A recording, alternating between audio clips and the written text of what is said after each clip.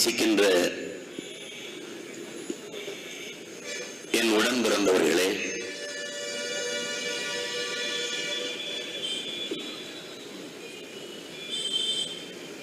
உலகெங்கும் வேர் பரப்பி வாழ்கிற என் தாய் தமிழ் சொந்தங்களே, உங்கள் அனைவருக்கும் என் அன்பு நிறைந்த வணக்கம். விதைத்துக் கொண்டே இரு, முளைத்தால் மரம், இல்லையேல் மண்ணுக்கு உரம் என்று போதித்த என்னுடைய பெரிய தகப்பன் நம்மாழ்வார் அவர்களுடைய பிறந்த தினம் இன்று.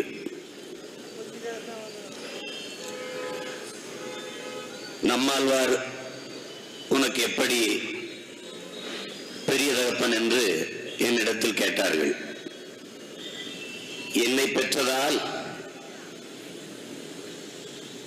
எனக்கு என் அப்பா தகப்பனானார், என் மண்ணை பெற்றதால் என் அப்பா எனக்கு பெரிய தகப்பனானார் என்று சொன்னேன்.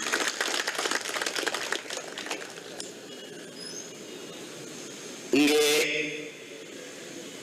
இன உணர்வோடும் மான உணர்வோடும்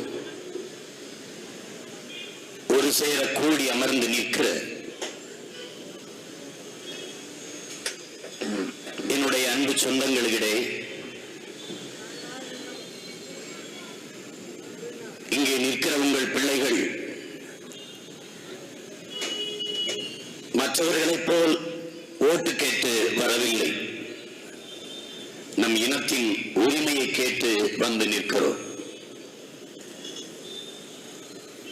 மற்றவர்களைப் போல் வாக்கு கேட்டு வரவில்லை. நம் இனத்தின் எதிர்கால வாழ்க்கையை கேட்டு வந்து நிற்கிறோம். நாங்கள் உங்கள் குறைகளை கேட்க வந்தவர்கள் அல்ல, உங்கள் குறைகளை தீர்க்க வந்தவர்கள் என்பதை நீங்கள் புரிந்து கொள்ள வேண்டும். 5 ஆண்டுகளுக்கு முன்பு அந்த கூட்டத்தில் இருந்த பிள்ளைகள் தான் இன்று இந்த மேடையில் இருக்கிறோம் என்பதை நீங்கள் புரிந்து கொள்ள வேண்டும். எல்லோரையும் நம்பி நம்பி ஏமாந்து ஏமாந்து வெந்து வெந்து நொந்து நொந்து செத்து போன இனத்தின் பிள்ளைகள், வேற வழியே இல்லை வேற வழியே இல்லை என்று புலம்பிக் கொண்டிருந்த இனத்தின் மக்களில் நாங்களே வழியாக மாறி வந்தோம்.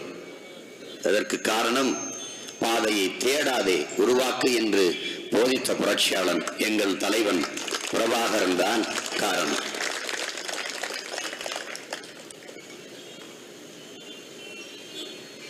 ஐம்பதனாயிரம் ஆண்டுகளுக்கு மூத்த மொழி தமிழ். இது எங்களுடைய மொழி ஞாயிறு தேவனைய பாவாணர் தன்னுடைய ஆய்வில் நிறுவுகிறார். ஆதியில் காடுகளில் இருந்து மனிதர்கள் நகர்ந்து நகர்ந்து இடம்பெயர்ந்து வர தொடங்குகிற போது அவர்கள் பேசிய மொழியில் இருந்த ஒளி வடிவமும் எழுத்து வடிவமும் இன்று வரை தமிழ் அப்படியே காண கிடக்கிறது என்று கால்டுவெல் போப் வரலாற்று ஆய்வறிஞர் சொல்றார்.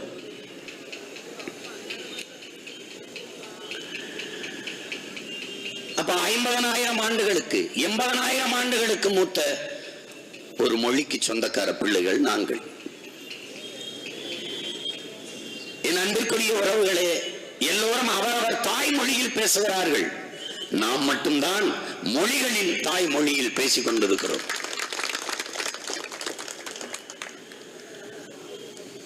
நாமக்கல் மாவட்டத்தில்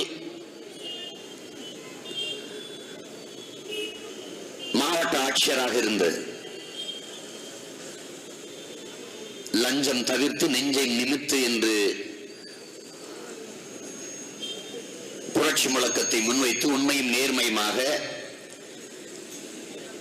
இந்த மண்ணுக்கு மக்களுக்குமாக பணியாற்றிக் கொண்டிருக்கிற நமது ஐயா சகாயம் அவர்கள் தமிழ் மீட்சி இயக்கம் என்ற ஒன்றை தொடங்கினார். அப்போது எல்லா தமிழர்களும் ஏறி தாய்மொழியின் பெருமையை பற்றி பேசிக் கொண்டே இருந்தார்கள். அந்த தமிழ் மீட்சி இயக்கத்தில் ஒரு மலையாளி ஏறி பேச வந்தார்.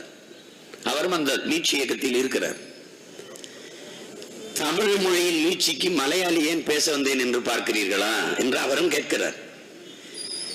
என் தாய் மொழி மலையாளத்திற்கு தாய்மொழி தமிழ், என் பாட்டி மொழி பட்டுவிடக் கூடாது என்பதற்காக நான் வந்தேன் என்று சொல்கிறார். 500 ஆண்டுகளுக்கு முன்னாடி மலையாளம் என்கிற மொழியே இல்லை. 15ஆம் நூற்றாண்டில் மலையாளம் இல்லை. உலகில் பல்வேறு மொழிகளுக்கு தாய்மொழியாக இருக்கிற என் தமிழ், நன்கு கட்டமைக்கப்பட்ட மொழிகளில் ஒன்று தமிழ் என்று எல்லா அறிஞனும் பாராட்டுகிறார். சீர், சந்தம், அசை, யாப்பு, தொடை, இப்படி நன்கு கட்டமைக்கப்பட்ட மொழிகளில் ஒன்று. அறிவார்ந்த எனது சொந்தங்களுக்கும் என் அன்பு தம்பி தங்கைகளுக்கும் சொல்லுவேன், நமது வள்ளுவ பெருமகனார் நமக்கு அளித்திருக்கிற மறை வேதம், வாழ்வியல் நெறி, ஒரு அறநெறி, அதை தாண்டி உலகத்தில் ஒரு நெறியும் இல்லை. எத்தனையோ ஆய்வாளர்கள், எவ்வளவோ பல்கலைக்கழகத்தில் வேந்தர்கள், பல முனைவர்கள் ஆய்வு செய்து பார்த்தார்கள், திருக்குறள் ஏதாவது ஒரு பிழை இருக்குமா என்று. ஒண்ணும் இல்லை. சொற்பிழையோ பொருள் பிழையோ கருத்து பிழையோ ஒண்ணுமே இல்லை. அவ்வளவு ஒரு தத்துவ ஒரு நெறியை, ஒரு நூலை நமக்கு தந்தார். இங்கே எல்லாரும் ஒரு 2000 ஆண்டு என்று சொல்கிறார்கள். இந்த வள்ளுவர் ஒரு 2000 ஆண்டுக்கு முன்னாடி வாழ்ந்திருக்கலாம், அது ஒரு தோராய கணக்கு. என்கிட்ட கூட வந்து ஒரு 2000 ஆண்டு இருக்குமா வள்ளுவர், 2000 ஆண்டு வள்ளுவருக்கு. நீங்க தான் பிரசவம் பார்த்தீங்களா அவங்க அம்மாவுக்குன்னு கேட்டேன். அதோட போயிட்டாரு. அதான் 5000 ஆண்டாக இருக்கலாம், அதுக்கு கூட கூட இருக்கலாம். ஒரு 1330 குறள் என்று சொல்றோம், அது 5000 குறள் கூட எழுதியிருக்கலாம். இது எனது அன்பு பிள்ளைகள், என் தம்பி தங்கைகள், என் அன்பு சொந்தங்கள் புரிந்து கொள்ளணும். ஒரு ஓலை சுவடியில் அதை எழுதி வைத்தால் நீங்கள் பயன்படுத்தாது, எடுத்து பார்க்காது, படிக்காது, பத்திரமாக அப்படியே வைத்திருந்தாலும் 300 ஆண்டுகளுக்கு ஒரு தடவை நொறுங்கி போயிடும். 300 ஆண்டு தான் ஆயில் இருக்கும், நொறுங்கிடும். ஆனால் ஒவ்வொரு 300 ஆண்டுக்கும் ஒரு தடவை எடுத்து பொறுப்புணர்வோடு அதை மொழிபெயர்த்து எடுத்து எடுத்து எழுதி எழுதி நகர்த்திருக்கான் ஒவ்வொருத்தனும் ஒரு காலகட்டத்தில். எவ்வளவு எவ்வளவு போற்றுதற்குரிய முன்னோர்கள்ங்கிறத பாருங்க. வள்ளுவ பெருமகனார் உட்கார்ந்து செதுக்கியிருக்கான். உழவுனா என்ன, ஒரு அரசன்னா எப்படி அரசாளனும், ஒவ்வொருத்தனும் எல்லாத்தையும் பாடிட்டான். அவன் பாடாதது கிடையாது. பைபிள்ல கூட பிரகாரத்தை விரும்பாது இருப்பாயாக என்று 10 கட்டளையில ஒரு போதனை இருக்குது. அதுக்கு முன்னாடியே நமது பாட்டன் பிறன்மனை நோக்கா பேராண்மை என்று பாடிட்டான். மார்க்ஸ் எது ஒன்றையும் சந்தேகி என்று சொல்லிட்டார். மார்க்ஸ் எல்லாரும் பேசிருக்கான். மார்க்ஸ் எது ஒன்றையும் சந்தேகிக்க சொல்லிட்டார். ஏன் என்ற கேள்வி எதற்கும் கேட்பீர், எப்படி என்ற விளக்கம் யாவற்றுக்கும் எழுப்புவீர், சாக்ரட்டிஸ் சொல்லிட்டார்.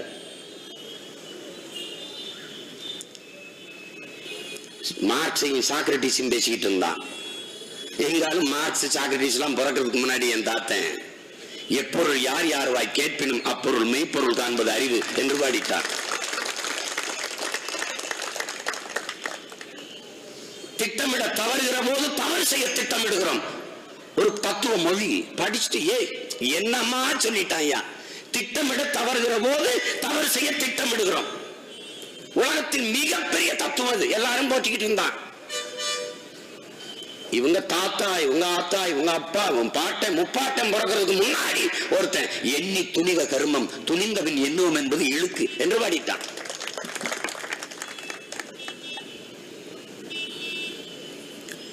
எல்லாம் அவனன்றி ஒன்று அசையாது. உன் தலையில எழுதின எழுத்துத்தான். நீ என்ன செஞ்சாலும் எதுவும் செய்ய முடியாது. நீ ஏன் எல்லாம் அப்படி பேசிட்டு இருந்தான். ஒருத்தன் சொன்னா தெய்வத்தால் ஆகாதெனினும் முயற்சி தன் மெய்வருத்த கூலி தரும்னு பாடினான். இந்த மறையை தந்த தமிழ் வள்ளுவ 2000 ஆண்டுனே வச்சே பேசுவான். 2000 ஆண்டுல இவ்வளவு செழுமையான அருமையான ஒரு தத்துவ நூலை தந்தான். சாதாரணம் கிடையாது.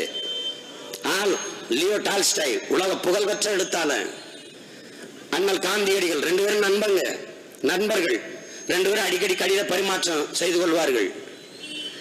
லியோ டால்ஸ்டாய் காந்திக்கு கடிதம் வருது. அங்கங்க கடிதத்துல கண்ணீர் துளிகள் அப்படி அங்கிருந்து எழுத்துக்கள் நனைஞ்சிருக்குது. திருப்பி வார்த்தைகள்ல அன்பு, கருணை, இரக்கம், இந்த வார்த்தைகள்லாம் நிறைய இருக்குது கடிதத்துல. என்ன லியோ டால்ஸ்டாய் கடிதத்துல நிறைய இதெல்லாம் திடீர்னு சொற்கள்லாம் வருது. என்ன மறுபடியும் அண்ணல் காந்தி லியோ டால்ஸ்டாய்க்கு கடிதம் எழுதி கேட்கிறாங்க, என்ன டால்ஸ்டாய் நிறைய அன்பு, கருணை, இரக்கம்ங்கிற சொற்கள் எல்லாம் வருது இப்போல்லாம்னு. இது தெரியல காந்தி, திருக்குறள்னு ஒரு நூலை படிச்சேன், என்னை அறியாம இந்த வார்த்தைகள்லாம் வந்து விழுந்துச்சுன்னு. என்னப்பா சொல்ற, திருக்குறள் ஒரு நூலா? ஆமா, ஓ நாட்டுல தான், தெற்காசியாவில் ஓ நாட்டுல தான், தமிழ்நாட்டுல திருவள்ளுவர்னு ஒரு எழுதுன நூல், வாங்கி படிச்சு பாருங்க. காந்தியடிகள் வாங்கி படிச்சாரு. படிச்சுட்டு என்ன சொன்னாரு தெரியுங்களா அண்ணல் காந்தியடிகள்? அடுத்த பிறப்பு என்று ஒன்று இருந்தால் நான் தமிழனாக பிறக்கணும். ஏன், இந்த திருக்குறள் எழுதப்பட்ட அதன் தாய் மொழியிலேயே ஒரு முறை இதை நான் படிக்கணும்னு. ஆல்பர்ட் ஸ்வீசர் ஒரு பேரறிஞர், மருத்துவத்துல முனைவர், இசையில முனைவர், பொருளாதாரத்துல முனைவர். இவன் மருத்துவ பிரான்ஸ் நாட்டு காடுகளுக்குள்ள சேவை செய்ய போறான். இவன் ஒற்றணும் நினைச்சு உலகத்துக்கு போட்டுறான், சிறையில கிடக்கிறான், படிக்க புத்தகம் இல்லை. இவ்வளவு பெரிய பேரறிஞர், 3 துறைகளில் முனைவர். அவன் நண்பன் ஏதாவது புத்தகம் வாங்கி கொடுறான்னு நண்பன் சிறைக்கில் இருக்கிற நண்பனுக்கு ஒரு புத்தகத்தை கொடுத்தான், படிச்சுட்டு அழுதுட்டான். என் வாழ்நாள்ல இப்படி ஒரு தத்துவ நூலை நான் படிச்சதே இல்லையே, என் நண்பனே இது எங்க பிடிச்சாயின்னு. தெற்காசியத்துல இந்தியான்னு ஒரு நாட்டுல, தமிழ்நாட்டுல வள்ளுவன் ஒருத்தர் எழுதின திருக்குறள் இந்த நூல் அப்படின்னு. உலகம் கொண்டாடி கொண்டிருக்கிற மறை வேதம் திருக்குறள் 2000 ஆண்டினே வச்சு பாருங்க. இவ்வளவு ஒரு பிழையின்றி ஒரு செழுமையான நெறியை உருவாக்க ஒருவன் ஆற்றல் பெற்றிருக்கிறான் என்றால், அந்த வள்ளுவனுக்கு தமிழ் படிப்பித்த ஆசிரியன் எவ்வளவு பெரிய அறிஞனா இருந்திருப்பான். அவனுக்கு தமிழ் படித்த ஆசிரியன், அவனுக்கு கற்பித்த ஆசிரியன். என் மொழியின் வளமும் ஆழமும் உங்களுக்கு நல்லா புரியும், நன்கு புரியும். ஆனால் இந்த மொழி இன்னைக்கு இல்ல, செத்துருச்சு. இந்த அதிகாரம், இந்த ஆட்சி என் மொழியை காப்பாத்தல, ஒரு வழியே இல்லை. உங்கள் பிள்ளைகள் வந்தோம், ஏன் வந்த அந்த வேலையை செய்யன்னு கேட்கலாம். இதுக்காக தான் வந்தோம். எங்கள் காடுகள், பல்வேறு அறிஞர்கள் சொல்லுகிறார்கள், இந்த உலகம் உனக்கானது அல்ல, உன் சந்ததியினருக்கானது. நீ வாடகைக்கு வாங்கி வாழ்ந்து கொண்டு இருக்கிறாய். நீ பத்திரமாக அவரிடத்தில் ஒப்படைத்து விட்டு போ. நீ கோடி கோடியாக பணம் சேர்க்க வேண்டாம். அதை வங்கிகளில் உன் பிள்ளைகளின் பேரில் முதலீடு செய்து வைக்க வேண்டாம். விலை உயர்ந்த மகிழ்வுந்துகள் கார்கள் வேண்டாம், ஆடம்பர மாளிகைகள் வேண்டாம்.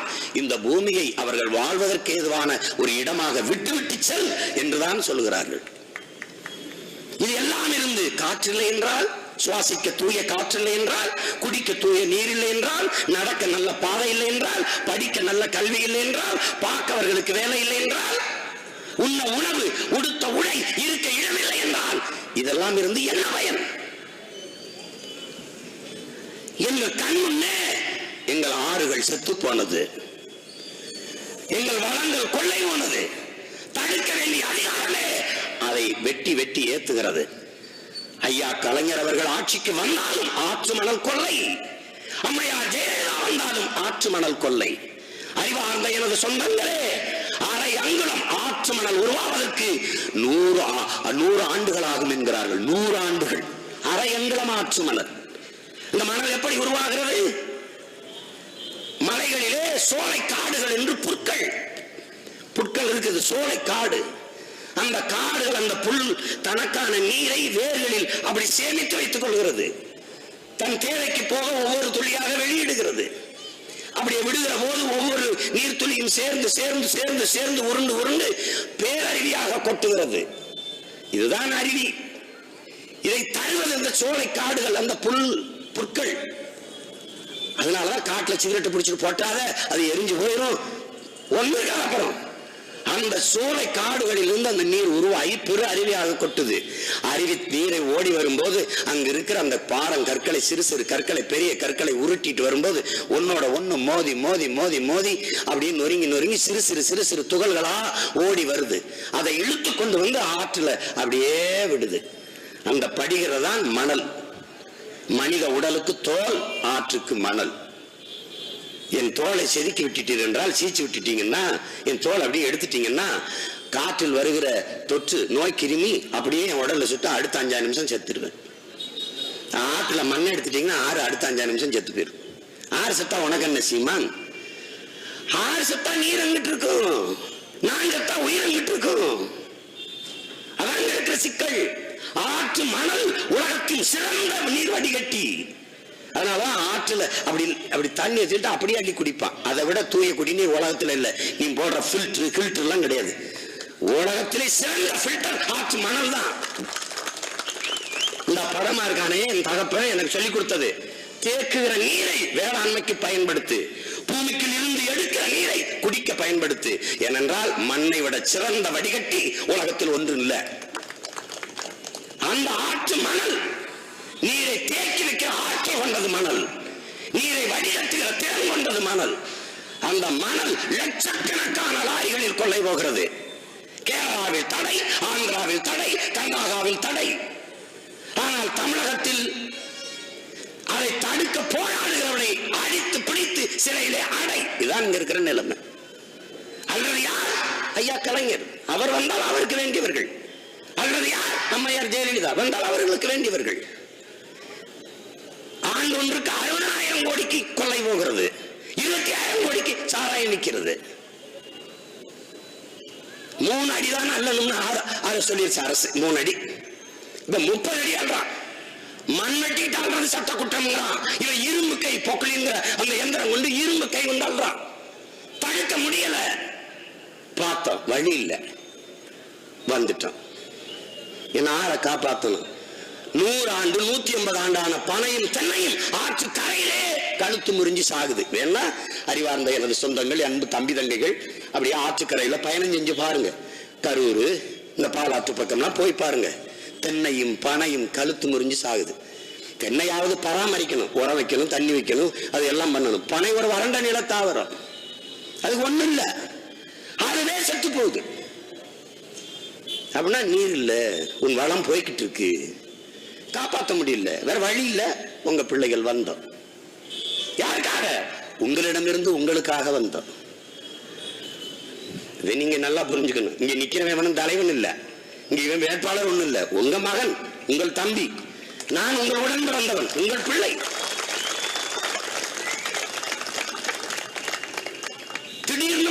திடீர்னு வரல, ரொம்ப நாளாக பார்த்தோம். என் தம்பி ஜெகதீச பாண்டியன் சொன்னது மாதிரி ரொம்ப நாளா பார்த்தோம். ஐயா கலைஞரை நம்பணும், அம்மாவை நம்பணும், ஐயா அந்த ஐயா நம்பணும், இந்த அண்ணனை நம்பணும். இது எப்ப இந்த இது எப்ப வந்துச்சு? அடி கொஞ்சம் நஞ்ச அடி இல்ல, பல நூற்றாண்டுகள் அடி. பர்மாவில் அடி, மலேசியாவில் அடி, கர்நாடகாவில் அடி, ஆந்திராவில் அடி, அங்க அடி, இலங்கையில அடிச்சு விரட்டிட்டான். அடிதாங்கி பலாயிரம் ஆண்டுகளா தாங்கி வந்த காயம், வேதனை, அடக்க முடியாத ஆறு மனது ஆத்திரம், ஒண்ணுமே செய்ய முடியல. கண்ணு முன்னாடி லட்சக்கணக்கா இனத்தின் பிணம், ரத்த வாழ, கண்ணீர், கணல், மரண ஓலம், ஒண்ணுமே செய்ய முடியல. இங்க வலிமையான அதிகாரம் இருந்துச்சு, அது வேடிக்கை பார்த்து சகித்துக் கொண்டிருந்துச்சு. என் இனச்சாவ, என் இனத்தின் பிணத்தின் மீது நாற்காலியை போட்டு பதவி அனுபவிச்சிருச்சு. அப்ப முடிவெடுத்தான், இவன் என் வீட்டு எனக்கு ஆளாதவன், இனி எனக்கு ஆடுவான் என்று முடிவெடுத்தான்.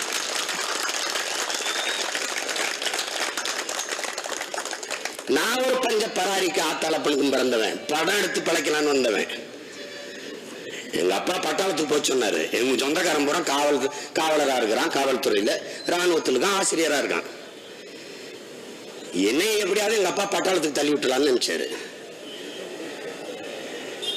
நான் இந்த திரைப்படத்துறைக்கு வந்து படம் எடுத்து சம்பாரிச்சிடலான்னு வந்தேன். படம் எடுத்தா ஏன் வருமானம்? இனமானமா வருமானமா இனமானமா? வரும்போது என் வருமானத்தோட என் இனத்தின் மானம் பெருசுன்னு நினைச்சு நின்றேன். வழி இல்லை, பார்க்கிறோம்.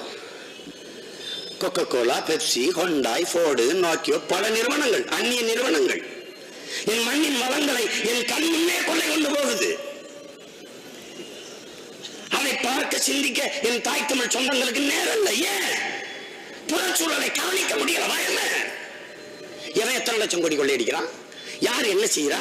எவன் நினைச்சிட? காலையில 80 விழுக்காட்டு மக்கள், என்னுடைய தாய் தந்தையரே எடுங்க, எங்கள் சொந்தங்கள் எங்க கிராமம் பகுதியில் வாழ்ற மக்களையே எடுங்க, காலையில 5 மணிக்கு எந்திரிப்பான். பழைய கஞ்சி, வெங்காயம், கருவாட்டுப்படி சுட்டுக்குருவான், ஊறப்பட்ட மிளகாய் எடுத்துக்கிடுவான், அல்லது புளி மிளகாய் கடைஞ்சிக்கிடுவான், அல்லது காட்டில் கூட பச்சை மிளகாய் அடிச்சுட்டு உப்பத்தொட்டு அடிச்சுக்கிடுவான். கஞ்சி எடுத்துக்கிட்டு ஆடு மாடை பிடிச்சிக்கிட்டு போவான் வயக்காட்டுக்கு. போய் நடவா, வாய்க்காய் வெட்டுறதா, வரப்பு வெட்டுறதா, கரும்புக்கு தோகை இழிச்சு விடுறதா, அகத்தி குழவிக்கு எந்த வேலையும் செய்வான். 6 மணி பொழுது சாய வருவான். கண்ணு மொழி பிதுங்கிரும், கண்ணச்சதை தொங்கி வேர்வை உடம்பெல்லாம் உப்பா பூத்து களைச்சு வருவான். வரும்போது அங்க ஒரு கீரைத்தண்டு அல்லது கத்தரிக்காய் ஒரு தக்காளி எதையோ இருக்கிறத பிடிச்சிக்கிட்டு வருவான். வந்து அதை அப்படியே ஆக்கி இங்க மாதிரி கூட்டு வை, பொரியல் வை, அவியல் வை எல்லாம் கிடையாது. ஒண்ணுதான், ஒரு குழம்பு இல்ல ரசம், ஒரு சோறு. ராத்திரி ஆக்கிற சோறு தான் காலையில மதியம் 3 வேளைக்கு. காலையில போய் சாயந்தரம் வரை தினம் உழைச்சாத்தான் அவனுக்கு சோறு. அவனுக்கு எவன் கொள்ள அடிச்சான், 2Gனா என்ன, AGனா என்ன, 3Gனா என்ன ஒரு இளவும் தெரியாது. அவனுக்கு எதை பற்றியும் தெரியாது. அவனுக்கு என்ன தெரியும்? புறச்சூழலை கவனிக்க முடியல என் மக்களுக்கு. மண்ணு களவு போகுது, அதை பத்தி கவலை இல்லை. மண்ணை களவு போக போராடுறோம், நாங்க போறோம். மக்கள் எங்களை வினோதமா பாக்குறாங்க. ஏன் தேவையில்லாம இந்த பசங்க போராடி இருக்கு? ஏன் 200-200 வீடு வீடு கொடுத்துட்றான்? ஒரு பெரிய கிராமம்னா 5 லட்சம் 10 லட்சம் கோயில் கட்ட தந்துடுறான். ஒரு பெரிய தலைக்கட்டுக்காரே யாரோ முன்னாடி நிக்கிறவங்க 2 லட்சம் ரூபாய் கொடுத்துறான். முடிஞ்சு போச்சு. மண்ணு தானேங்கிறான், மண்ணு தானேங்கிறான். அது மண் அல்ல, என் தேசம் என்பது அவனுக்கு தெரியல. அது தெரியல. வேற வழி இல்ல. உங்கள் பிள்ளைகள் வந்தோம். என்னுடைய மலைகள், இயற்கையின் பேரன் பெரும் வரம் மலைகள். மலைகள்ல அப்படி நீராவி ஆகி மேல வருகிற குளிர்ந்து வருகிற அந்த அதை அப்படியே தடுத்து நிறுத்தித்தான் மழை ஒளிய வைக்குது. ஒரு அரணா இப்ப எங்க ஊர் ராமநாதபுரத்துல ராமேஸ்வரத்துல கடல் இருக்கு. ஆனா நான் வறண்ட நிலமா இருக்கேன். காரணம் என்ன? கடல் இருந்து எனக்கு மழை இல்லை. காரணம் எனக்கு மழை இல்லை, தடுப்பு சுவர் இல்லை. என் கடல் இருந்து நீராவி ஆகி மேல வர்ற அந்த இதை தடுத்து மேகமாக்கி மழையை பொழிய வைக்க எனக்கு மழை இல்லை, தடுப்பு சுவர் இல்லை. அந்த பேர் அரணை கல் குவாரிங்கிற பேர்ல வெட்டி ஏற்றான் பெரும் முதலாளி, வட இந்திய முதலாளி. அனுமதி கொடுத்தது யார்? இந்த அதிகாரங்கள். ஐயா கலைஞரின் அதிகாரம், அம்மையார் ஜெயலலிதாவின் அதிகாரம். தாங்க முடியல, நெஞ்செல்லாம் வலி. வேற வழியே இல்ல. வந்தோம், நாங்களே வந்தோம். நீங்களை நம்பி பயன் இல்லைன்னு வந்தோம். எல்லாத்தையும் பொறுத்து சகித்தான் வந்தோம். எல்லாம் போயிடுச்சு. என்னுடைய காடுகள் எல்லாம் வெட்டி அழிக்கப்பட்டுச்சு. வண்டி வண்டியா ஏற்றி கொண்டிருக்கிறான் என் காடுகளை.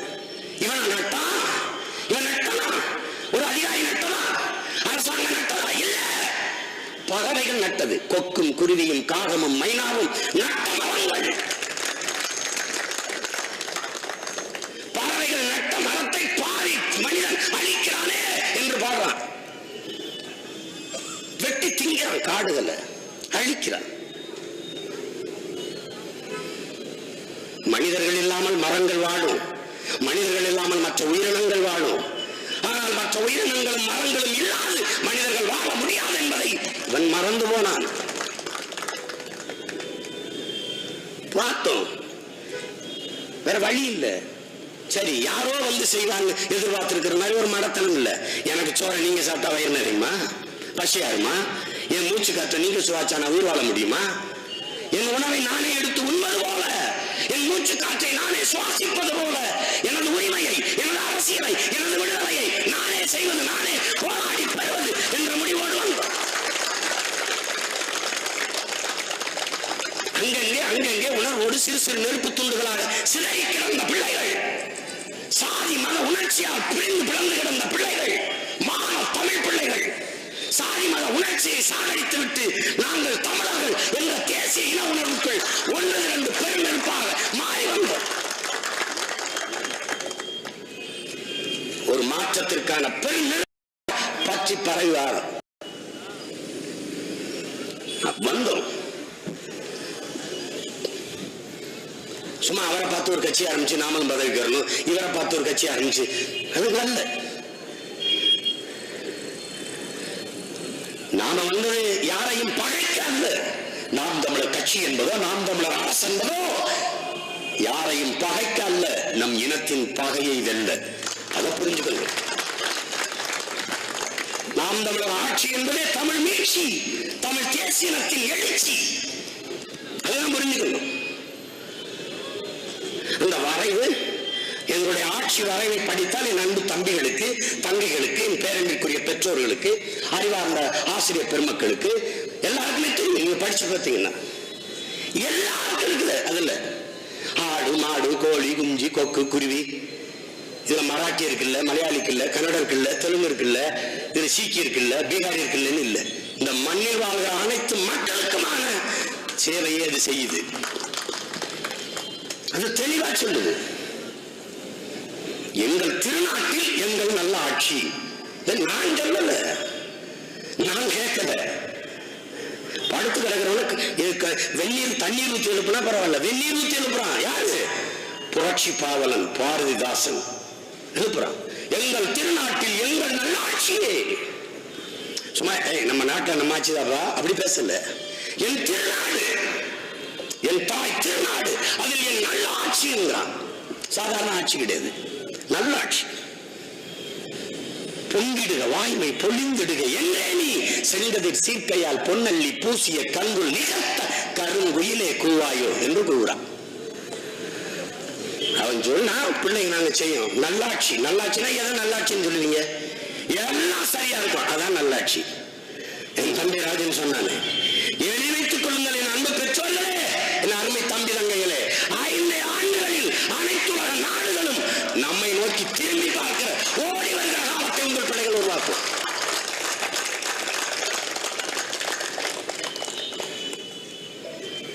மாதிரி நாடுகளாக எடுத்து சொல்றேன். நான் சொல்றேன், ஊழலற்ற லஞ்சமற்ற ஒரு நாடாக உலகத்தில் டென்மார்க் முதலிடத்தில் இருக்குது. கல்வியிலே தென்கொரியா இருக்குது. சிங்கப்பூர் கூட 3வது இடத்தில் இருக்குது. இது எந்த இடத்துல என்ன நாடு இல்லை.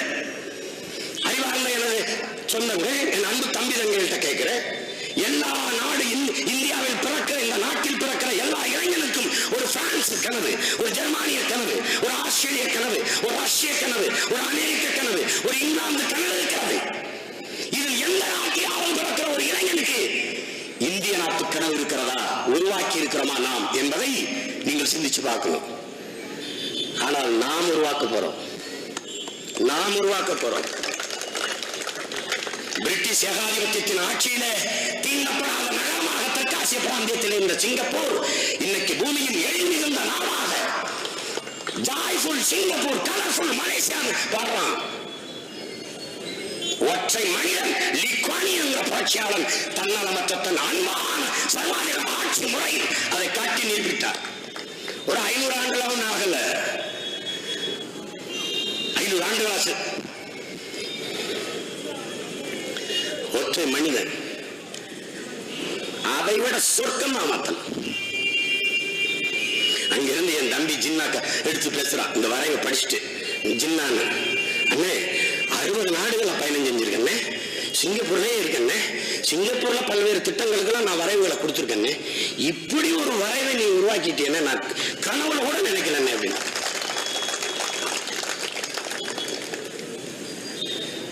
என்னென்ன செய்வ சீமான் என்ன கேட்கிறான். நான் எல்லாத்தையுமே மாத்திருவேன். நீங்க பாக்குற எதுவுமே இருக்காது, அழிச்சு குளிச்சுட்டு வேற நாட்டை படைச்சிருவேன்,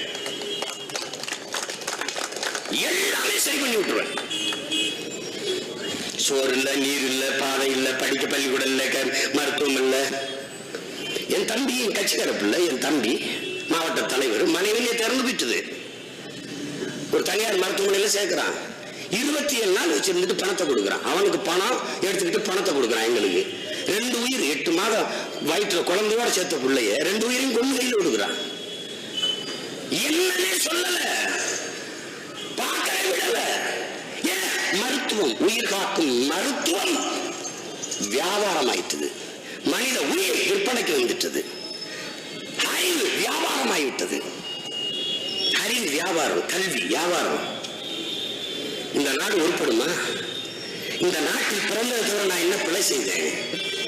நான் ஏழையா பிறந்துட்டேன், அதை தவிர வேற என்ன பிழை செய்தேன்? எனக்கு ஏன் எல்லாருக்கும் மாதிரி கல்வி கிடைக்கல? எனக்கு ஏன் எல்லாருக்கும் மாதிரி மருத்துவம் கிடைக்கல? ஏன் கிடைக்கல? நான் இந்த நாட்டில் பிறந்ததை தவிர பிழை செய்தது என்ன? வேலை செய்யுது. ஏழைக்கு ஒரு கல்வி, பணக்காரனுக்கு ஒரு கல்வி, ஏழைக்கு ஒரு மருத்துவம், பணக்காரனுக்கு ஒரு மருத்துவம். காசு இருந்தா நல்லா படிச்சுக்கலாம், டாக்டர் ஆகிக்கலாம். காசு இருந்தா இன்ஜினியர் ஆயிடலாம். 3-4 லட்சம் இன்ஜினியர் தரலாம். என் கட்சி அலுவலகத்தில் என் தம்பிமார்கள் 10 பேர் இன்ஜினியர் படி சும்மா இருந்தாங்க. ஏன்னா இங்க அடிமைகளை தயாரிக்கிற கல்லூரிகள் இருக்குது, அதுக்கு வேலை கொடுக்கறதுக்கு இல்லை. காசை வாங்கிட்டு படிக்க வச்சு வெளியில் அனுப்பி என்ன செய்யறது? மொத்தத்தையும் மாத்திரம். அனைவருக்கும் கல்வி. கல்வினா எப்படி கல்வி? சரியான, சமமான, தரமான கல்வி, இலவசம். மனித உயிர்களின் அடிப்படை கல்வி, மருத்துவம், குடிநீர். ஒவ்வொரு உயிருக்குமான அடிப்படை தேவை, உரிமை. அதை கொடுக்க வேண்டியது அரசின் கடமை. அதனால அது 3 இலவசம். தூய குடிநீர் இலவசம். நீ குடத்தை வச்சுக்கிட்டு அங்கெல்லாம் நிற்க வேண்டியதில்லை, வீட்டு வாசல கொண்டு குழாயில ஊத்திடுவேன். நீ கவலையே விட வேண்டியதில்லை. உங்க பிள்ளைகள் காவிரியில போயும் முல்லை பெரியாற்று போயும் கையேந்திட்டு நிற்போங்கிறத கவலை விடுங்க. கேரளா, ஆந்திரா, கர்நாடகை விட அதிக தண்ணீர் நம்மகிட்ட தான் இருக்குது. அதிக மழை நமக்கு தான் பெய்யுது. 722 மில்லிமீட்டர் தான் கேரளாவுக்கு பெய்யுது. 908 மில்லிமீட்டர் தான் ஆந்திராவில் பெய்யுது. அதுக்கும் குறைவாக கர்நாடகா இல்ல. 950 மில்லிமீட்டர் மழை நம்ம பெறோம் ஆண்டு ஒன்றுக்கு. 4000 டிஎம்சி தண்ணி நமக்கு கிடைக்குது. 1100 டிஎம்சி தண்ணி தான் பயன்படுத்துறோம். மீதி 2000 கடல்ல 2500 கடல்ல கலக்க விடுறோம். இந்த 2500 சேமிச்சுட்டா நாம கூப்பிட்டு கன்னடர்களுக்கு, கர்நாடகாவுக்கு, ஆந்திராவுக்கு, கேரளாவுக்கு உனக்கு தண்ணி வேணுமாடா, தண்ணி வேணுமா உனக்கு, நாம கொடுக்கலாம். இங்கே படிச்சவங்க என் தம்பி தங்கைகள் நிறைய நிக்கிறீங்க. உங்ககிட்ட சொல்றேன், இன்னைக்கு கடல்ல தண்ணி, நாளைக்கு அது நீராவியாகி மேல போய் மேகமாகி குளிர்ந்து மழையா பொழியுது, தரையில தண்ணி. அடுத்த நாள் அதுக்கு அடுத்த நாள் அதே கடல்ல தண்ணி ஓடி சேர்ந்துருது. இங்க எங்கேயும் தேக்கல. அதுக்கு அடுத்த நாள் கடல் நீரை சுத்திகரிச்சு குடிநீராக்கி திருப்பி போத்தல்ல தண்ணி வீட்டுக்கு வந்துருது. இந்த கடல் நீரை சுத்திகரிக்க 50,000 கோடி செலவு. எப்படி இருக்கு பாருங்க. அதை சுத்திகரிக்கல பல உயிர் சாவு, சுற்றுச்சூழல் பாதிப்பு.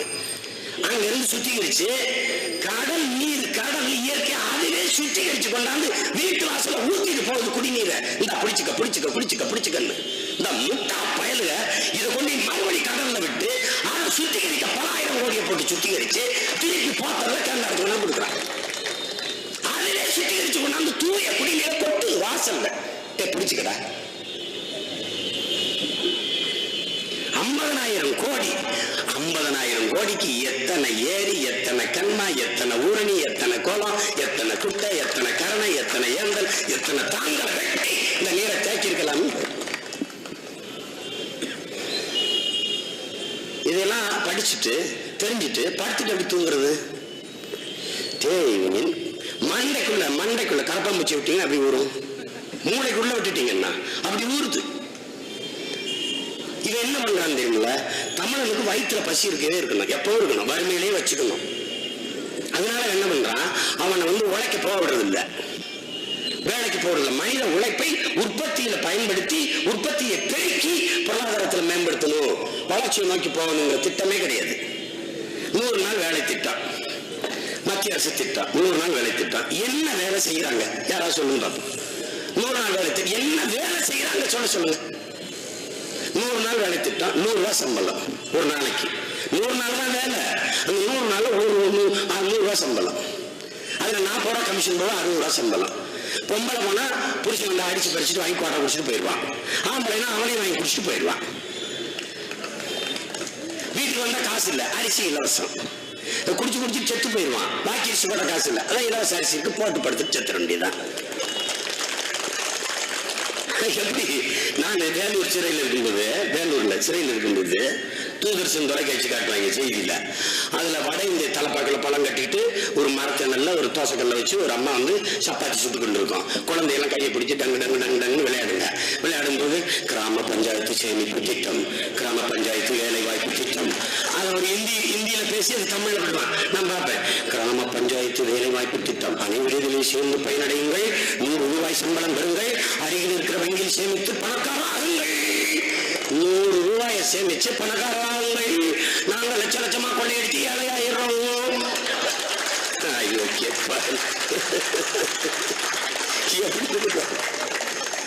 ₹100 சேமிச்சு பணக்காரனாயிருங்க. இன்னைக்கு வேணாலும் நீங்க தூர்தர்ஷன் எடுத்து பாருங்க, போட்டு பாருங்க, இந்த விளம்பரம் வருதா இல்லையான்னு பாருங்க. மக்களை முட்டாப்பெண்களாக்கி ஒரு மனித ஆற்றலை உழைப்பை உற்பத்தியில் ஏற்படுத்தமா இல்லையா? நீங்க போய் காட்டுல இறங்கி விளைவு. என் கிராமத்துல என் அம்மா ஒத்த மனுஷியா மிளகாப்பழம் தக்காளி கத்திரிக்காய் பிடிங்கிட்டு ஒத்த மனுஷியா. ஏன் என் ஊர்ல இருக்க எல்லாரும் 3 நாள் வேலை திட்டத்துல போய் வேலை செய்யறதா யாரு? எங்க அண்ணி, எங்க அண்ணன் மக, எங்க அத்தாச்சி, எங்க சின்னம்மா எல்லாம். என்னம்மா செய்வீங்கன்னா ஒரு கூடை, அதுல சீப்பு, கண்ணாடி, பவுடர் டப்பா, பல்லாங்குழி, புளியமுத்து, சாப்பாடு டப்பா கொண்டு வர்றது. அப்படியே மரத்துல உட்காந்துக்கிட்டு அதை கொஞ்ச நேரம் படுத்துங்கிறது, ஒருத்தர் மாறி பேன் பார்த்துக்கிட்டு தலையை சீவிட்டு சத்த நேரம் தூங்க வேண்டியது, பல்லாங்குழி ஆடிட்டு. நான் ஒண்ணு சிரிக்கிறதுக்கு சொல்றேன் நினைக்கிறீங்களா? சத்தியமா இதான் நடக்குது. அப்படியே இது பண்ணிட்டு எங்க அண்ணன் மகன்கிட்ட தான் கேட்டேன், என்னடா மகளை பண்ணுவீங்கன்னு. இதான் சித்தப்பா பண்ணுவோம், பல்லாங்குழி ஆடுவான், கொஞ்சம் சோர்வா இருக்கும், சத்தனம் தூங்கிட்டு சித்தப்பா அப்படியே முகத்தை கழுவிட்டு சீவிட்டு அப்படியே வருவோம்.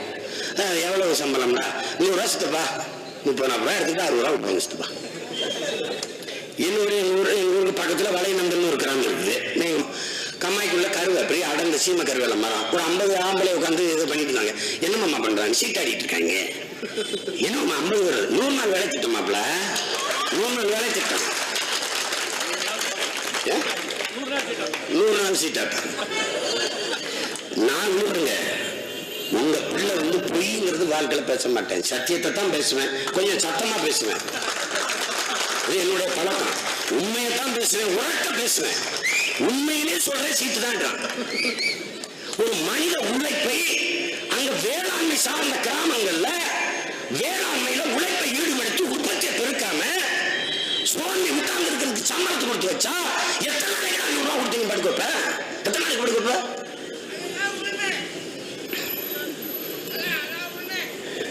எல்லாம் கதையை முடிச்சு விட்டா.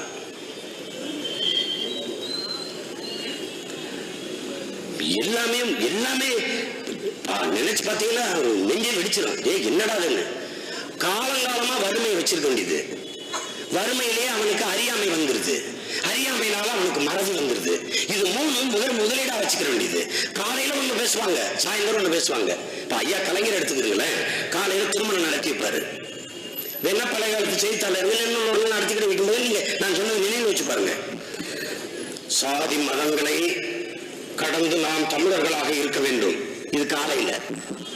மாலை பொதுக்கூட்டத்தில் நான் தான் சிறுபான்மை மக்களுக்கு, நான் தான் தாழ்த்தப்பட்ட மக்களுக்கு 3 விழுக்காடு இடஒதுக்கீடு கொடுத்தேன், நான் தான் அந்த சாதிக்கு இடஒதுக்கீடு கொடுத்தேன். காலையில அதெல்லாம் இருக்கக்கூடாதுன்னு பேசுறது, மாலையில இதை பேசுறது. காலையில ஒண்ணு சொன்னா இப்ப சாயந்தரம் ஒண்ணு சொல்றாங்க, யாரும் கேட்கறது, மறந்துடுறான். இப்ப என்ன பண்றது? மறந்து விடுவது மக்களின் இயல்பு. அதை நினைவுறுத்திக் கொண்டே இருப்பது போராளிகளின் கடமை. அதனாலதான் உங்க பிள்ளைகள் இப்படி பண்ணிட்டான் பாருங்க, அப்படி பண்ணிட்டான் பாருங்க ஓயாம சொல்லிக்கிட்டு இருக்கோம். என்கிட்ட கேக்குறாங்க, ஏன் திரும்ப திரும்ப அதையே சொல்லிக்கிட்டே இருக்கீங்க? சொல்லிக்கிட்டே இருக்கணும். தொலைக்காட்சி திருப்புங்க. எத்தனை ஆண்டுகளா பைபிளை படிக்கிறாங்க, ஆனா திரும்ப திரும்ப சொல்றாங்க. எத்தனை ஆண்டுகளா குரானை படிக்கிறாங்க, ஆனா திரும்ப திரும்ப சொல்றாங்க. எத்தனை ஆண்டுகளா பகவத்கீதை படிக்கிறாங்க, ஆனா திரும்ப திரும்ப சொல்றாங்க. ஏன்? சொல்லிட்டே இருக்கணும், சொல்லிக்கிட்டே இருக்கணும். ஜனகணமன பாடுறாங்க, தேசப்பட்டுங்கிறாங்க, தமிழ் தாய் வாழ்த்து பாடுறோம். ஏன் திரும்ப திரும்ப பாடுறோம்? ஒரு தடவை பாடிட்டோம்ல, ஓயாம பாடணும், பாடிட்டே இருக்கணும். அது மாதிரிதான் இது, சொல்லிக்கொண்டே இருக்க வேண்டியிருக்கு நம்ம மக்களுக்கு. அந்த நிலையில தான் உங்க பிள்ளைகள் வந்தோம். இனி இதெல்லாம் பேசிக்கிட்டு இருக்கிறது வெட்டித்தனமான இந்த நேர விரயங்களை விட்டுட்டு ஆக்கப்பூர்வமா வேலையை செய்வோம். நாங்க பார்த்தோம். இதெல்லாம் சரி செய்ய யாராவது வரமாட்டாங்களா? யாராவது வரமாட்டாங்களா? யாரும் வரமாட்டான். நாமளே வந்துட்டோம். அதனாலதான் உங்க பிள்ளைகள் வந்தோம். இந்த தேர்தல் நாம் தமிழர் கட்சிக்கு ஆன தேர்தல் இல்ல, தமிழ் இனத்திற்கான தேர்தல். தமிழ் இனத்திற்கான தேர்தல். நீண்ட நெடிய காலமாக தமிழர் நாட்டை தமிழர் ஆளல. ஆளாதனால என்ன பிரச்சனை? ஆளாதனால நீ வாழல. அதான் உண்மை. நீங்க வாழல, பிழைக்கிறீங்க. பிழைப்பு வேற, வாழ்தல் வேற. பிழைப்பு வேற, வாழ்தல் வேற. வாழ்தல் வேற. வாழ்தல்னா என்ன சீமான் அப்படின்னா இறந்த பிறகு வாழ்வதுதான் வாழ்க்கை. இறந்த பிறகு வாழ்வது, ஆயுளை நீட்டிப்பது. மரணத்துக்கு பிறகு ஒருத்தருக்கு ஆயுள் இருக்குமா? இருக்குதே. கம்பனுக்கு இருக்குது, இளங்கோவுக்கு இருக்குது, வள்ளுவனுக்கு இருக்குது, அவ்வைக்கு இருக்குது, கண்ணைக்கு இருக்குது, எல்லாருக்கும் இருக்குது. நம்ம இன முன்னோர்கள் எல்லாருக்கும் இருக்குது. காரணம் என்ன? வையத்துள் வாழ்வாங்கு வாழ்வான் வானுடைய தெய்வத்தில் வைக்கப்படும் என்று முதுமறை சொல்லுது. தன்னலமற்ற வாழ்ந்த எல்லாருக்கும் இருக்குது. தம்பி முத்துக்குமார் இறந்து உயிர் வாழ்றானே, எங்கள் தகப்பன் நம்மாழ்வார் இறந்து உயிர் வாழ்றானே. அதுதான் வாழ்க்கை. பிழைப்பு என்பது ஒருத்தர் இறந்த செய்தியை சொல்லுவான், அவர் இறந்துட்டாரு, இவ்வளவு நாள் உயிரோட வாழ்ந்தாரு, இன்னும் சாதாரண இடம். அப்படி பல பேரை நம்ம நினைக்கிறோம், நடக்க மாட்டேங்குது. அது வேற.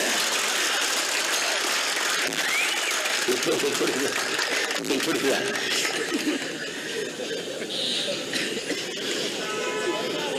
அது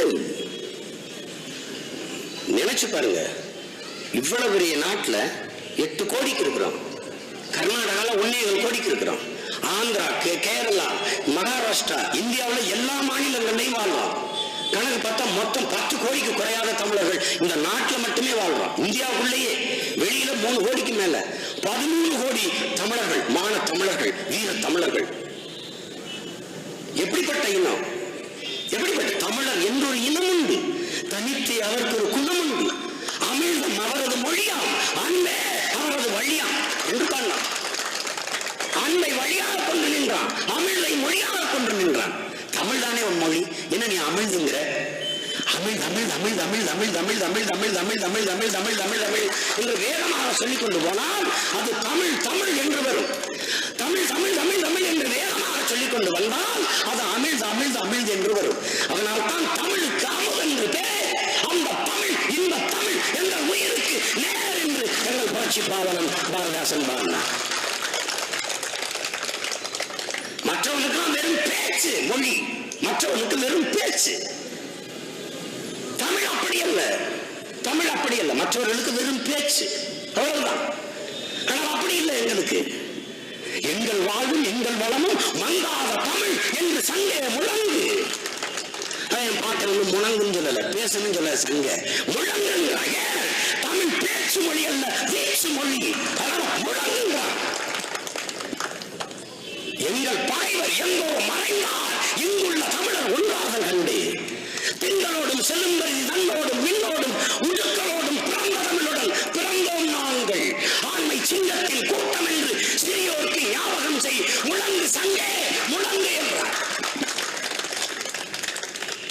வெண்கொடுமை சாக்காட்டில் விளையாடும் தோழங்கள் வெற்றி தோள்கள், கண்ணில் போல் காவிரி போல் கருத்துக்கள் ஊரும் உள்ளம் எங்கள் உள்ளம்.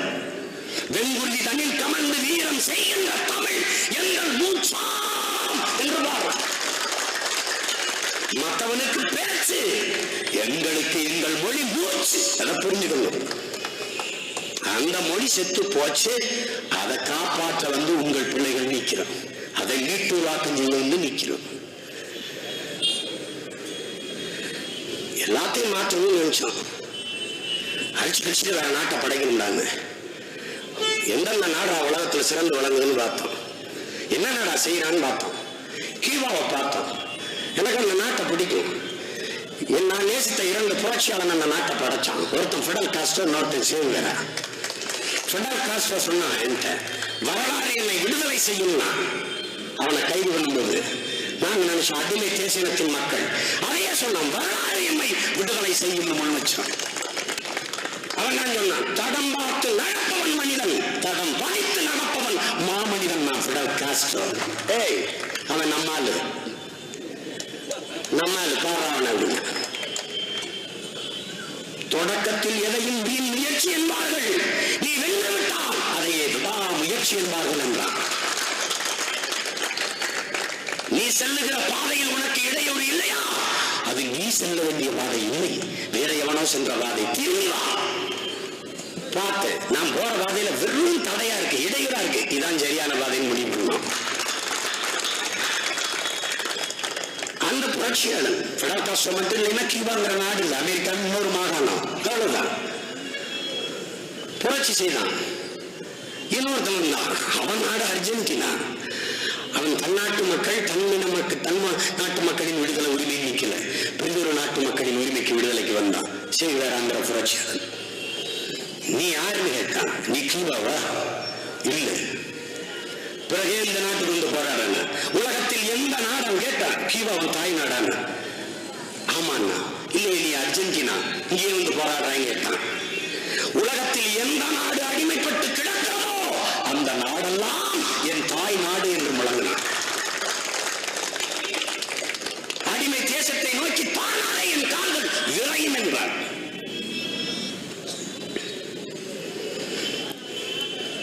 இங்கு அநீதி நடக்கிறதோ, அக்கிரமம் நடக்கிறதோ, அதை கண்டு தாங்க முடியாமல் நீ கோவப்படுகிறாயா, நீ ஆத்திரப்படுகிறாயா, நீ என் தோழனே என்ற முழக்கத்தை முன்வைத்தான். அந்த புரட்சியாளர்கள் தேசம் கியூபா. அதை பார்த்தோம். என்ன பண்றான் கியூபால? 2 பேரும் நாட்டின் முதன்மை அமைச்சரும் பொருளாதார அமைச்சர், பினான்ஸ் மினிஸ்டர் சேவரா, 2 பேரும் கத்தி வச்சுக்கிட்டு பூட்ஸ் போட்டு கரும்பு வெட்டிட்டு இருக்காங்க. எப்படி இருக்கு பாருங்க. கியூபா அதிபர் இவர் ஃபிடல் காஸ்ட்ரோ. கரும்பு மட்டும்தான் இருக்கு அந்த நாட்டில். கரும்பு ஒரே ஒரு வளம், கரும்பு, சக்கரை. ஒருத்த நாட்டிலையும் கையேந்தல. பெருமையோடு வாழலாம். தற்சார்பு பொருளாதாரம். நார்வே வெறும் காடு தான், காடு. எவன்கிட்டையும் கையேந்தல. டென்மார்க் வெறும் ஆடு, மாடுதான். நான் மாடு வளர்த்தல, ஆடு வளர்த்தல அரசாங்க பணியாக மாற்றுவேன்னு சொல்றதுக்கு அவ்வளவு சிரிக்கிறான்.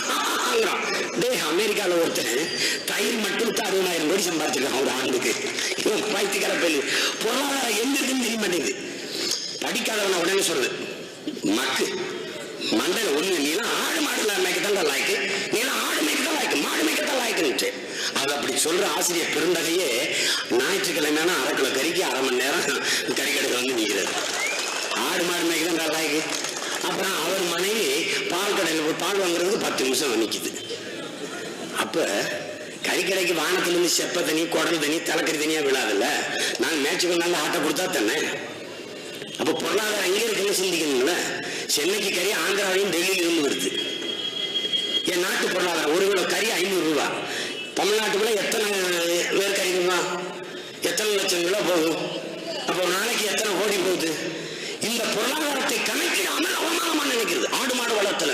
டென்மார்க் ஒரு நாடே வச்சுதான் வாழுது. எவன் டைம் பிச்சை எடுக்கல. ஆஸ்திரேலியா தான், பிரேசில் வெறும் மாடுதான். பால் ஏற்றுமதியில முதலிடத்தில் இருக்கான். இந்தியா 2வது இடத்துல இருக்கு. மாட்டு கறி ஏற்றுமதியில 2வது இடத்துல இருக்கான். இந்தியா முதலிடத்தில் இருக்கு. அப்ப எது பொருளாதாரம், எங்க எதை செய்யுந்தா சரியா இருக்கு. அதை விட்டுட்டு கொண்டாய் முதலாளிவா, நோக்கியா முதலாளிவா. நோக்கியா வந்தான், வேலை கிடைக்கும். நோக்கியா அவன் யாருன்னு தெரியாது. வந்து தொடங்க எனக்கு கமிஷனை கொடு. 10ஆம் வகுப்பு 12ஆம் படிச்சோன்னா வேலை சேர்த்துட்டான். அந்த அலைபேசியில ஏதாவது ஒன்னதான் செய்யறது கத்துக் கொடுக்குறான். மூடினா மூடி, அதை மட்டும் தான் செய்ய முடியும். எல்லாம் கத்துக் கொடுத்துட்டு டக்குன்னு மூடிட்டு ஓடிட்டான். 1000 கோடி வட்டியை கூட கட்டாம ஓடி போயிட்டான். அழகானா வேலை சேர்ந்த முடியல தெருவில் நிற்கிறேன். இந்த ஹொண்டாய் ஒரு கார் தயாரிக்க 4,50,000 லிட்டர் தண்ணி தேவைப்படுது ஒரு காருக்கு. 1 டன் எடையுள்ள காருக்கு, 3 டன் எடையுள்ள காரெல்லாம் இருக்கு. ஒரு காருக்கு 4.5 லட்சமே வைங்களேன். அது 5000 கிராமங்களுக்கான நீர் தேவை. 5000 கிராமங்களுக்கான நீர் தேவையை ஒரு கார் பிடிக்குது. 50 லட்சம் கார் ஆண்டு ஒன்றுக்கு ஏற்றுமதி ஆகுது. ஆனால் இந்த நாடு ஏன் காரை அவன் நாட்டில் தயாரிச்சு ஏற்றுமதி செய்யல? ஏன் ஏற்றுமதி செய்யல? ஏன்னா அவன் நாட்டு நீர்வளத்தை பாதுகாக்க நினைக்கிறான். இங்க வந்து ஒரு பொருளாதார கொள்கை இருக்கு. தனியார் மயம், தாராள மயம், உலகமயம். இன்னைக்கு இங்கிலாந்துக்கு மட்டும் அடிமையா இருந்த என் நாடு இன்னைக்கு எல்லா பயலுக்கும் அடிமையா இருக்க துடிக்குது. அதுக்கு பேர் தான் தனியார் மயம், தாராள மயம், உலகமயம். எல்லாருக்கும் வேலை கிடைக்கும், வேலை கிடைச்சா சம்பளம் கிடைக்கும். சம்பளத்தை வச்சு என்ன செய்வேன்? சாப்பாடு யாரு கொடுப்பா? சாப்பாடு யாரு சொல்லு? சாப்பாடு யாருக்குப்பா? அது யாருமே சிந்திக்கல. படிச்சுட்டு இங்கிலீஷ் பேசிட்டு பூட்ஸ் போட்டு டை கட்டி இங்கிலீஷ் கொடியில் மேலாட்டு போய் அத்தை கொடிக்கு 300 ரூபா சம்பளத்துக்கு வாங்கி நிற்கிறத வேலைன்னு நினைச்சிட்டு இருக்கான். கிழிச்சு தூரப்படும். No Ford, no Hyundai, no Nokia, எல்லாத்தையும் தூக்கிட்டு ஓடு. நீ எனக்கு தேவையில்லை. என்னடா செய்வா சீமான்? காரை இறக்குமதி செய்வேன், நீரையும் சோறையும் இறக்குமதி செய்ய மாட்டேன், அதை ஏற்றுமதி செய்வேன். கார் இல்லாம வாழ முடியும். கார் எனக்கு வேணும். இறக்கிக்கிறேன் ஜப்பான்ல இருந்து, இறக்கிக்கிறேன் கொரியால இருந்து, இறக்கிக்கிறேன் ரஷ்யால இருந்து, எனக்கு இருக்கு அமெரிக்கால இருந்து ஃபோர்டு கொண்டு வந்து இறக்கிக்கிறேன், இறக்குமதி செஞ்சுக்கிறேன். ஆனா என் வளங்களை எல்லாம் அவன்கிட்ட கொடுத்துட்டு நான் குடிக்க நீருக்கும் சாப்பிட சாப்பாட்டுக்கு என்ன பண்ணுவது? என்ன பண்ணுவது? 1 கோடி ரூபாய் காரை வாங்கிட்டு ஏசி போட்டு உள்ள படுத்துக்கிறதா வயிறு பசி ஆயிருமா? அறியுமா என்ன?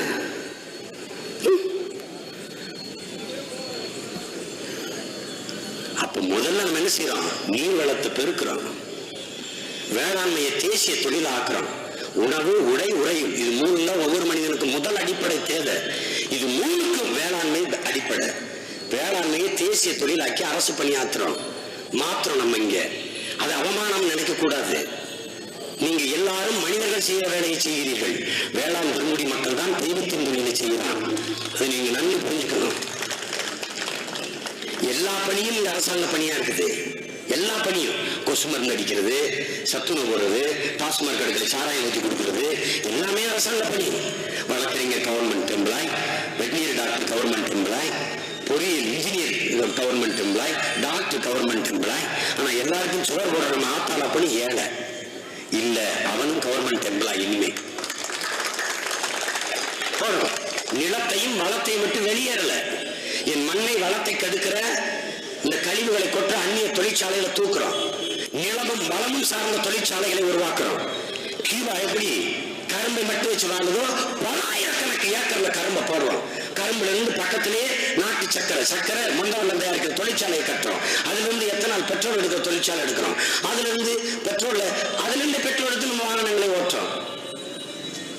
சணல் செடி, ஹெம்ப் இண்டஸ்ட்ரி ஆஃப் ஹெம்ப்னு ஒன்று இருக்குது. ஹெம்ப் இண்டஸ்ட்ரி சணல் செடியில இருந்து தான் தயாரிக்கலாம், ஷூ தயாரிக்கலாம், வீடு கட்டலாம், கற்கள் தயாரிக்கலாம், என்னென்னமோ தயாரிக்கலாம், பெட்ரோல் எடுக்கலாம். அதனால மரத்தை போய் நீ வெட்ட வேண்டிய தேவையில்லை. மரத்தை வெட்டக்கூடாது. மனிதர்களை வெட்டிக் கொள்வது எவ்வளவு பெரிய கொலை குற்றத்திற்கு இணையான பெரிய தண்டனையாக கருதப்படுதோ, அதுக்கு இணையான தண்டனையாக மரத்தை வெட்டினால் சட்டம் போடுவோம். வெட்டக்கூடாதுன்னு. அதுக்கு என்ன சட்டம் கொண்டு வர போறோம்? 100 மரம் நட்டு 1 மரம் வெட்டு என்று சட்டம் போடுறோம். 100 மரம் நீ நட்டு காட்டணும். உனக்கு ஐயா இந்த மரம் எனக்கு தேவைப்படுது, எழுதி கொடு. சரி, 100 மரம் நட்டுட்டு காட்டு. 1 மரத்தை வெட்டிக்க நான் உரிமை தருவேன். ஏன்னா ஒரு கார் வெளியிடுற நச்சு புகையை தடுக்க 6 மரங்கள் தேவைப்படுது. எத்தனை லட்சம் கார் சென்னையில ஓடுது, எத்தனை மரங்கள் இருக்குதுன்னு எண்ணி பாருங்க. அப்ப நீங்க சுவாசிக்கிற காற்று நச்சு காற்றா தூய காற்றா? நான் உங்களை பத்தி கவலைப்படல, உங்கள் பிள்ளைகளை, அந்த பிள்ளைகளின் பிள்ளைகளுக்கான எதிர்காலத்தை பத்தி சிந்திக்கிறேன். அது ரொம்ப முக்கியம். அதனாலதான் என்ன பண்றோம்? 10 ஆண்டு பசுமை திட்டம் கொண்டு வரும். மரங்களை நடுவதும் வளர்ப்பதும். இதற்கே 26 பேருக்கு வேலை கொடுக்கிறோம். அரசாங்க பணி. 10 ஆண்டு பசுமை திட்டம், பல கோடி பனை திட்டம். எங்கு பார்த்தாலும் பனை வளம், பனை நாறு கட்டில், பனை நாறு கொட்டான், பனை பாய், அது ஓலை கொட்டான், எல்லாம் நீங்க எல்லாம் பையில ஒண்ணுங்க. முன்னாடி எல்லாம் 10 கிலோ வெள்ளம் கொடுங்கன்னா அவன் அந்த பனை நார் அப்படி கட்டி கொடுத்துருவான் அந்த கொட்டான்ல. எல்லாம் செய்யறோம், எல்லாமே செய்யறோம். பதநீர், நொங்கு, இளநீர் தேசிய குடிபானங்களா அறிவிக்கிறோம். தெருவில் கிடக்குது பாருங்க, இளநீர் நொங்கும். எதன் பொருட்டும் கலப்படம் செய்ய முடியாத என்னுடைய தூய குடிபானமா இருக்கிற நொங்கு இளநீரும் தெருவில் கிடக்குது. அந்த தெருவில் கிடக்க விடல, அந்த தேசிய குடிபானமாக மாத்துறோம். கோக்கு பெப்சியை தடை செய்யறோம், தூக்கி கீழே வைக்கிறோம். என்ன நீ குடிச்சிட்டு செத்துக்க, எனக்கு அதை பத்தி கவலை இல்லை. படிச்சவங்களா இருக்கிறீங்க, ஒரு போத்தல் கோக்கு பெப்சி வாங்கி வேணா வீட்டு கழிவறையில ஊத்தி பாருங்களேன், பளிச்சுன்னு வந்துடும். ஊத்தி வேணா பாருங்க, கழிவறையே பளிச்சுன்னா குடல் எப்படி இருக்குன்னு பாருங்க, குடிச்சு பாருங்க. தடை செய்யும். நொங்கு, இளநீர் குடிபானங்கள் அது எப்படி குடிக்க வைப்ப சீமான்? அரசு கைப்பற்றின கலாச்சார விழாவாக்குவேன். இளநீர் குடிக்கும் பெரு விழா அறிவிப்பேன். பள்ளி குழந்தைகள் ஆண் எல்லாரும் இளநீரை வெட்டி குடிப்போம். அன்னைக்கு ஒரு நாள் விடுமுறை, நாங்க எல்லாரும் இளநீரை குடிப்போம். கலாச்சாரத்தில் ஒன்றாக மாற்றுவோம், உணவு திருவிழாவா மாற்றுவோம். நொங்கு குடிக்கும் திருவிழா, நொங்க வரிசையா வச்சுக்கிட்டு எல்லாரும் குடிப்போம். படத்தை எடுத்து உலக நாடு காட்டி தமிழ்நாட்டில் பூரா நொங்க குடிச்சுட்டாங்களா, என்னடா அது? கம்மங்கூழ், கேப்பக்கூழ் குடிக்கிற உணவு திருவிழாக்களை ஆண்டு ஒன்றுக்கு நடத்துவோம். கலாச்சாரத்தோட ஒன்றாக எமது உணவு முறையை கொண்டு வருவோம். தென்னம்பால், பனம்பால், மூலிகை சாறு தமிழர் தேசிய மதுபானம் ஆக்குவோம். பனம்பாலும் தென்னம்பாலையும். செயற்கை விவசாயம் கிடையாது, செயற்கை மது கிடையாது, ரசாயன உரங்கள் கிடையாது, பீர், பிராண்டி, விஸ்கி, ரம்மு, ஜின்னு, ஒயின் இதெல்லாம் கிடையாது. தடை தூக்கி வீசிடுறோம். மூலிகை சாறு அதை விற்பனைக்கு அனுமதிக்கிறோம். தேசிய மதுபானமா எல்லா நாட்டுகளிலும் தேசிய மதுபானம் இருக்கு. ரஷ்யானா வோட்கா, இங்கன்னா ஒயின், இன்னொரு நாள்னா ஜின்னு, இன்னொரு நாள்னா ரம்மு. இந்தியாவுக்கு ரம்மு. ஆனா நமக்கு தமிழர் தேசிய மதுபானமாக பனம்பால், தென்னம்பால், மூலிகை சாறு இருக்கு. பனம்பால்ல கருப்பட்டி காய்ச்சிரும், தென்னம்பால்ல கருப்பட்டி காய்ச்சிரும், பதநீர்ல காய்ச்சற கருப்பட்டி கூட கலப்படம், சுண்ணாம்பு வைக்கிறோம். ஆனா கல்லுல இருந்து வர்றது தூய இயற்கையான இனிப்பு. அது இது பதநீர்ல இருந்து காய்ச்சறது 150 ரூபா கிலோ. அது கல்லுல இருந்து காய்ச்சற கருப்பட்டி 450 ரூபா கிலோ. அதுக்கு விலை அதிகம். நீங்க சாப்பிடலன்னா போங்க, உலக நாடு கையேந்தி நிக்கிறான், ஏற்றுமதி செஞ்சு காசை கொண்டு வந்துருவோம். எல்லாரும் நான் விளையாட்டா சொல்லல, நீங்க எடுத்து தட்டி வேணா பாருங்க. அமெரிக்கால மண்சட்டி 3 சட்டி 23,000. பெரிய நட்சத்திர விடுதலை போய் பாருங்க, சாதாரண சாப்பாடு 300 ரூபா, மண்பான சாப்பாடு 500 ரூபா. அதுலதான் சாப்பிட்டு இருந்தோம். அதை அசிங்கம் சொல்லி வெளியேற்றிட்டு ஈயத்தை கொண்டாந்தான், ஈய பாத்திரத்தை, அப்புறம் வெங்கலத்தை கொண்டாந்தான், அப்புறம் சிலுவரை கொண்டாந்தான். இப்ப மறுபடியும் மண்பானைக்கு வரான். என்னுடைய மாட்டு வண்டியை ஒழிச்சுட்டான், பெரிய விடுதலை சக்கரத்தை மாட்டி வச்சிருக்கான். என்ன பழமையானதான் ஆண்டிக்கான். என்னுடைய அரிக்கன் வழக்க பறிச்சுக்கிட்டான். ஆனா அதை அப்படி தொங்க விடுறான். பார்த்துட்டு அரிக்கன் வழி எட்டத்தை நான் கையில வச்சிருந்தேன், அங்கே தொங்குது, பறிச்சுக்கிட்டான். இப்ப திருப்பி எல்லாத்தையும் மீட்க வேண்டிய தேவை இருக்குது. அதனால நிலமும் வளமும் சார்ந்த தொழிற்சாலை, வேலை வாய்ப்பு, வளர்ச்சி. யாரும் நீங்க வாழ்ற இடத்தை விட்டு 15 கிலோமீட்டர் 20 கிலோமீட்டருக்கு மேல வேலைக்கு வர வேண்டியதே இல்லை. அங்கேயே அரசாங்க பணியை கொண்டாந்து தந்துருவேன். நீங்க வீட்டுல இருந்தபடியே அரசாங்க வேலை செய்யலாம். வேலை இல்லைங்கிற வார்த்தை கிடையாது. பொறியியல் படிச்சவருக்கு வேலை, மருத்துவம் படிச்சவருக்கு வேலை, எல்லாருக்கும் வேலை. படிக்காதவருக்கு அரசாங்க வேலை இருக்கு. படிக்கல, ஒண்ணுமே படிக்கல, அரசாங்க வேலை. ஆடு மாடு வளர்க்கறதுக்கு எதுக்கு கல்வி? ரொம்ப கல்வி கற்றவனுக்கு தான் வேலை இருக்கு. எத்தனை ஆயிரம் ஆடு நிக்குது, எத்தனை லட்சம் லிட்டர் பால் கறந்துருக்கு, எத்தனை லட்சம் லிட்டர் வெளியில போயிருக்கு. மாநில உணவு தேவைக்கு, வெளிமாநில தேவைக்கு எவ்வளவு போயிருக்குது, இதை கணக்கிடுவதற்கு, இதை வெளிநாடுகளில் வெளி மாநிலங்களை சந்தைப்படுத்தி வருவதற்கு மிக படித்த இளைஞர்களுக்கு வேலை. எல்லாம் வேலை இருக்கு. இங்க ஆடு மாடு வளர்க்கறது அசிங்கம், என் பிள்ளை அவமானப்படுது. அரபு நாட்டுல போய் வெம்புடுதியில, சுடுமணல்ல, பாலைவனத்துல ஒட்டகம் நிக்குது. அது காரணம் தாழ்வு மனப்பான்மை. தமிழன் மேன்மையிருந்து போனான். தன்னிடத்தில் இருப்பதை விட பிறரிடத்தில் இருப்பது உயர்ந்தது என்ற எண்ணம் அவனை வீழ்த்தியது. அதனால தாழ்ந்து போனான். இது ஒரு பழமொழி வச்சான், வெள்ளக்காரன் ஒரு பழமொழி வச்சான். All the glitters is not கோல்டுன்னா, மின்னுவதெல்லாம் பொன்னன்னா. இவன் இக்கரைக்கு அக்கறை பச்சைன்னா.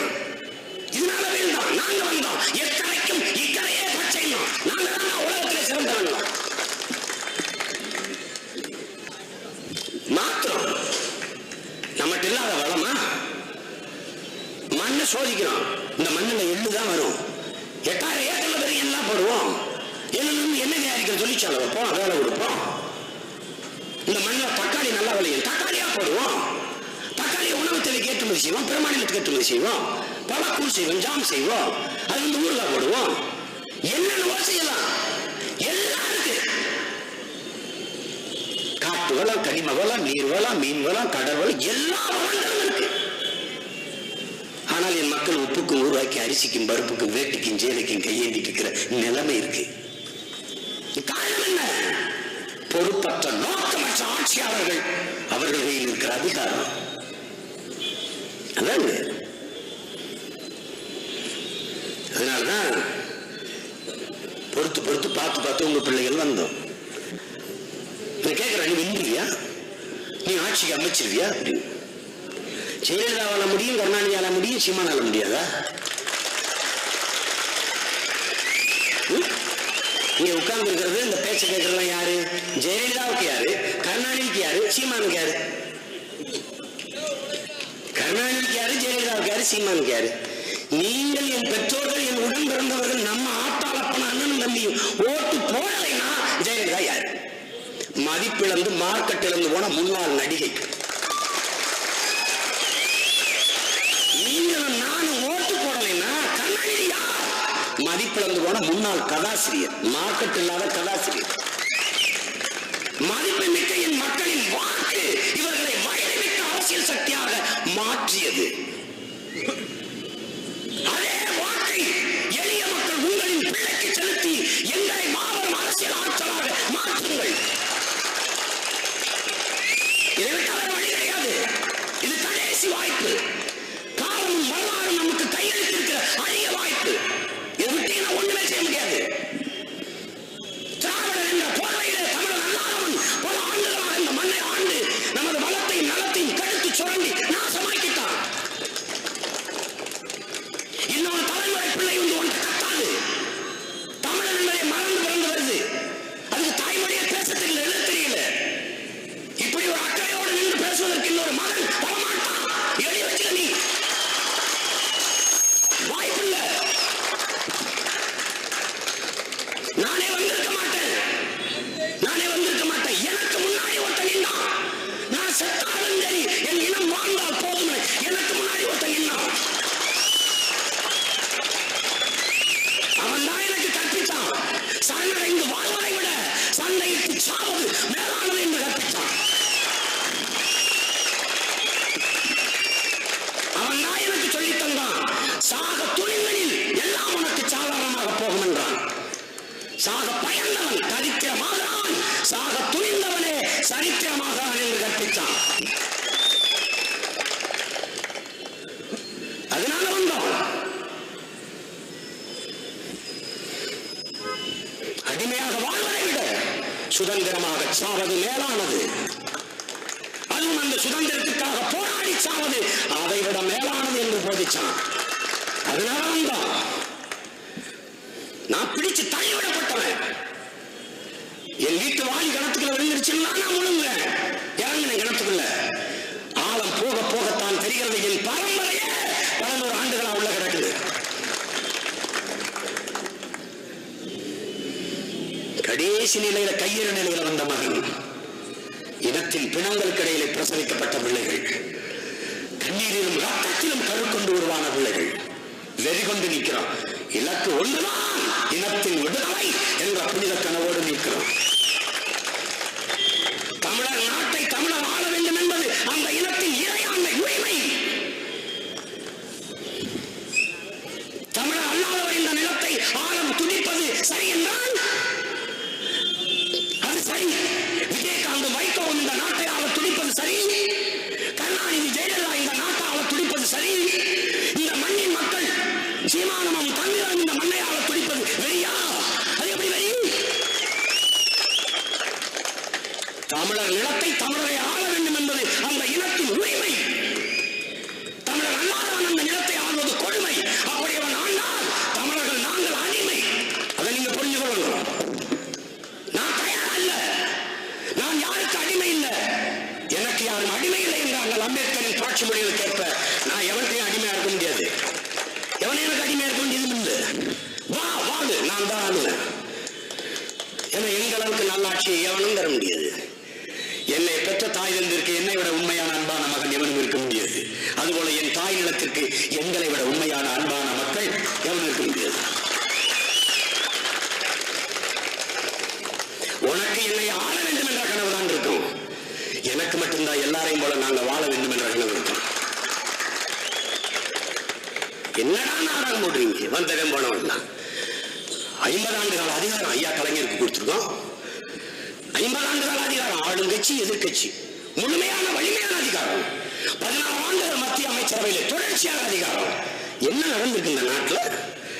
இத்தனை ஆண்டுகள் செய்யாத நல்லதை இனி வரும் காலத்தில் என்ன செய்ய போகிறார்கள்?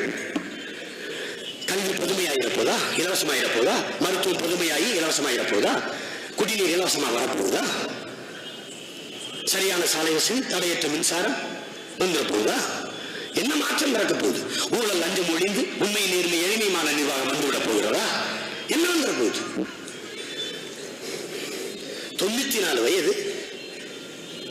14 வயது. அந்த வயதில் உங்க வீட்டில் ஒரு பெரியவர் இருந்தால் என்ன வேலை கொடுப்பீங்க? அறிவார்கள் எனது சொந்தங்கள், என் அன்பு உடன்பிறந்தார்கள் சொல்லுங்க.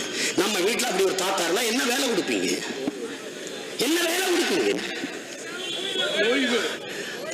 அப்புறம் நாட்டை இத்தனை பொறுப்புகளை நிர்வகிக்கும் முதலமைச்சர் வேலையெல்லாம் கொடுப்பீங்க? அவ்வளவு முட்டாள்களா நாம்? அவ்வளவு முட்டாள்களா தமிழ் மறவர்கள்? கருணாநிதி முதலமைச்சர், நீ உலகத்துல நின்று உங்க மாட்டு முதலமைச்சர் ஒருத்தர் அப்படி தள்ளிட்டு வந்து உட்காந்து அன்பாருங்க அப்படின்னா அவன் நேரில் பார்ப்பான். போலீஸா பையன் தமிழ்நாட்டில் என்ன நாட் தட் வேர்ல்டு மேன், இவனை பிடிச்சிட்டு லீடர் வச்சுக்கிட்டு முதலமைச்சர் பார்ப்பான். ஏய் அந்த ஊர்ல வேற லீடர் உருவாகலையாடா, எவனுமே படிக்கலையா? ஏய் நிறைய தமிழர்கள் இங்கெல்லாம் பெரிய இன்டெலிஜென்ஸ் சொல்ல மூட வேலை செய்யறான், கொலிக்கெல்லாம் இருக்காங்கடா நல்லவங்களா. ஏய் ஒரு கன்னட தாத்தா தூக்கி வச்சிருக்கீங்க, அவங்க நாட்டில் இளைஞன் இல்லையாடா? மாற்றம் என்பது அடுத்த தலைமுறையிலிருந்து வருவது, தாத்தா பாட்டியிலிருந்து வருவது இல்லை, அடுத்த தலைமுறையிலிருந்து வருவது. அவங்க சொல்றதெல்லாம் ஏமாற்று, வெறும் வார்த்தை மாற்று. உங்கள் பிள்ளைகள் நாங்கள் சொல்வது வார்த்தை மாற்று, வரலாற்று மாற்று. இங்கிட்ட இல்லம்மா 15 ஆண்டுகள் முழுமையான அதிகாரம், இதுவரை செய்யாத ஒன்றை இனி என்ன செய்ய போறாங்க? இந்த 5 ஆண்டுகளிலேயே 15-20 முறை கொடைநாட்டில் ஓய்வு எடுக்க போயிருக்காங்க 70 வயசுலயே. அடுத்து 75 வயசு 5 வருஷம் முதலமைச்சர் ஆட்டீங்கன்னா 70 தடவை முதலமைச்சர் ஓய்வு எடுக்க போனா 140 தடவை ஓய்வு எடுக்க போவாங்க. இந்த இனத்தின் பெருமை மேல ஒரு மகன் ஐயா அப்துல் கலாம், அவர் இறந்ததுக்கு ஒரு மாலை வச்சு வணக்கம் செலுத்த முடியல அவங்களால. ஏன் உடம்புக்கு முடியல? அதனால என்ன சொல்றாங்க? இருந்த ஓய்வெடுங்க. நாங்க ரொம்ப அன்பானவங்க தமிழர்கள், இறக்க ஒண்ணு கொண்டவன். அதனாலதான் உங்களை எல்லாம் முதலமைச்சராக்கி அடிமையான நாங்க. எல்லாரும் கல்லுமாவில கோலம் போட்டான், ஈக்கி எறும்புக்கு இறையா இருக்காதுன்னு அரிசி மாவுல போட்டான். அவ்வளவு அன்பானவங்க. என் பாட்டன் சும்மா இல்ல, வாடிய பயிரை கண்டபோதெல்லாம் வாடினேன்னு பாடுறான். பயிருக்கு உயிருக்கு வாடிட்டு இருந்தான் எங்க பாட்டை வெள்ளாளர் பெருமகனார். காக்கை குருவி எங்கள் சாதி, நீ கடலும் மலையும் எங்கள் கூட்டம்னு என் பாட்டன் பாரதி பாடுறான். காக்கை குருவி கூட நம்ம சாதாண்டான்னு. இவன் வன்னியர் தான் ஏன் ஜாதி, பாரு கவுண்டர் தான் ஏன் ஜாதிங்கன்னு சொல்லிக்காரு, நாடார் தான் ஏன் ஜாதி, தேவர் தான் ஏன் ஜாதி.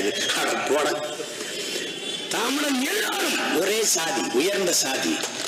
அதை புரிஞ்சுக்கணும். தமிழன் பெருமைக்குரியவன், தமிழன் பெருமைக்குரியவன். தமிழ் குடியில் பிறந்ததனாலேயே, தமிழ் பெருங்குடியில் பிறந்ததனாலேயே அவன் பெருமைக்குரியவன் என்று பாடுறான். யாரு? புரட்சி பாவலன் பாரதிதாசன். சும்மாங்க மறுபடியும் ஜெயிலுதா எதுக்கு ஓட்டு போடுவீங்க? ரெட்டா இலை அது பழகிருச்சு. உதயசூரியன் அது பழகிருச்சு. போதை, மது போதைக்கும் பதவி போதைக்கும் பழக்கி வச்சிருந்த மக்களை எல்லா தவறுகளையும் சகித்து சகித்து பொறுத்து பொறுத்து போக வச்சு என் மக்களை நாசமாக்கிட்டான். அவங்களால அவங்களை வீழ்த்த முடியுமா? உங்களை வீழ்த்த முடியுமா?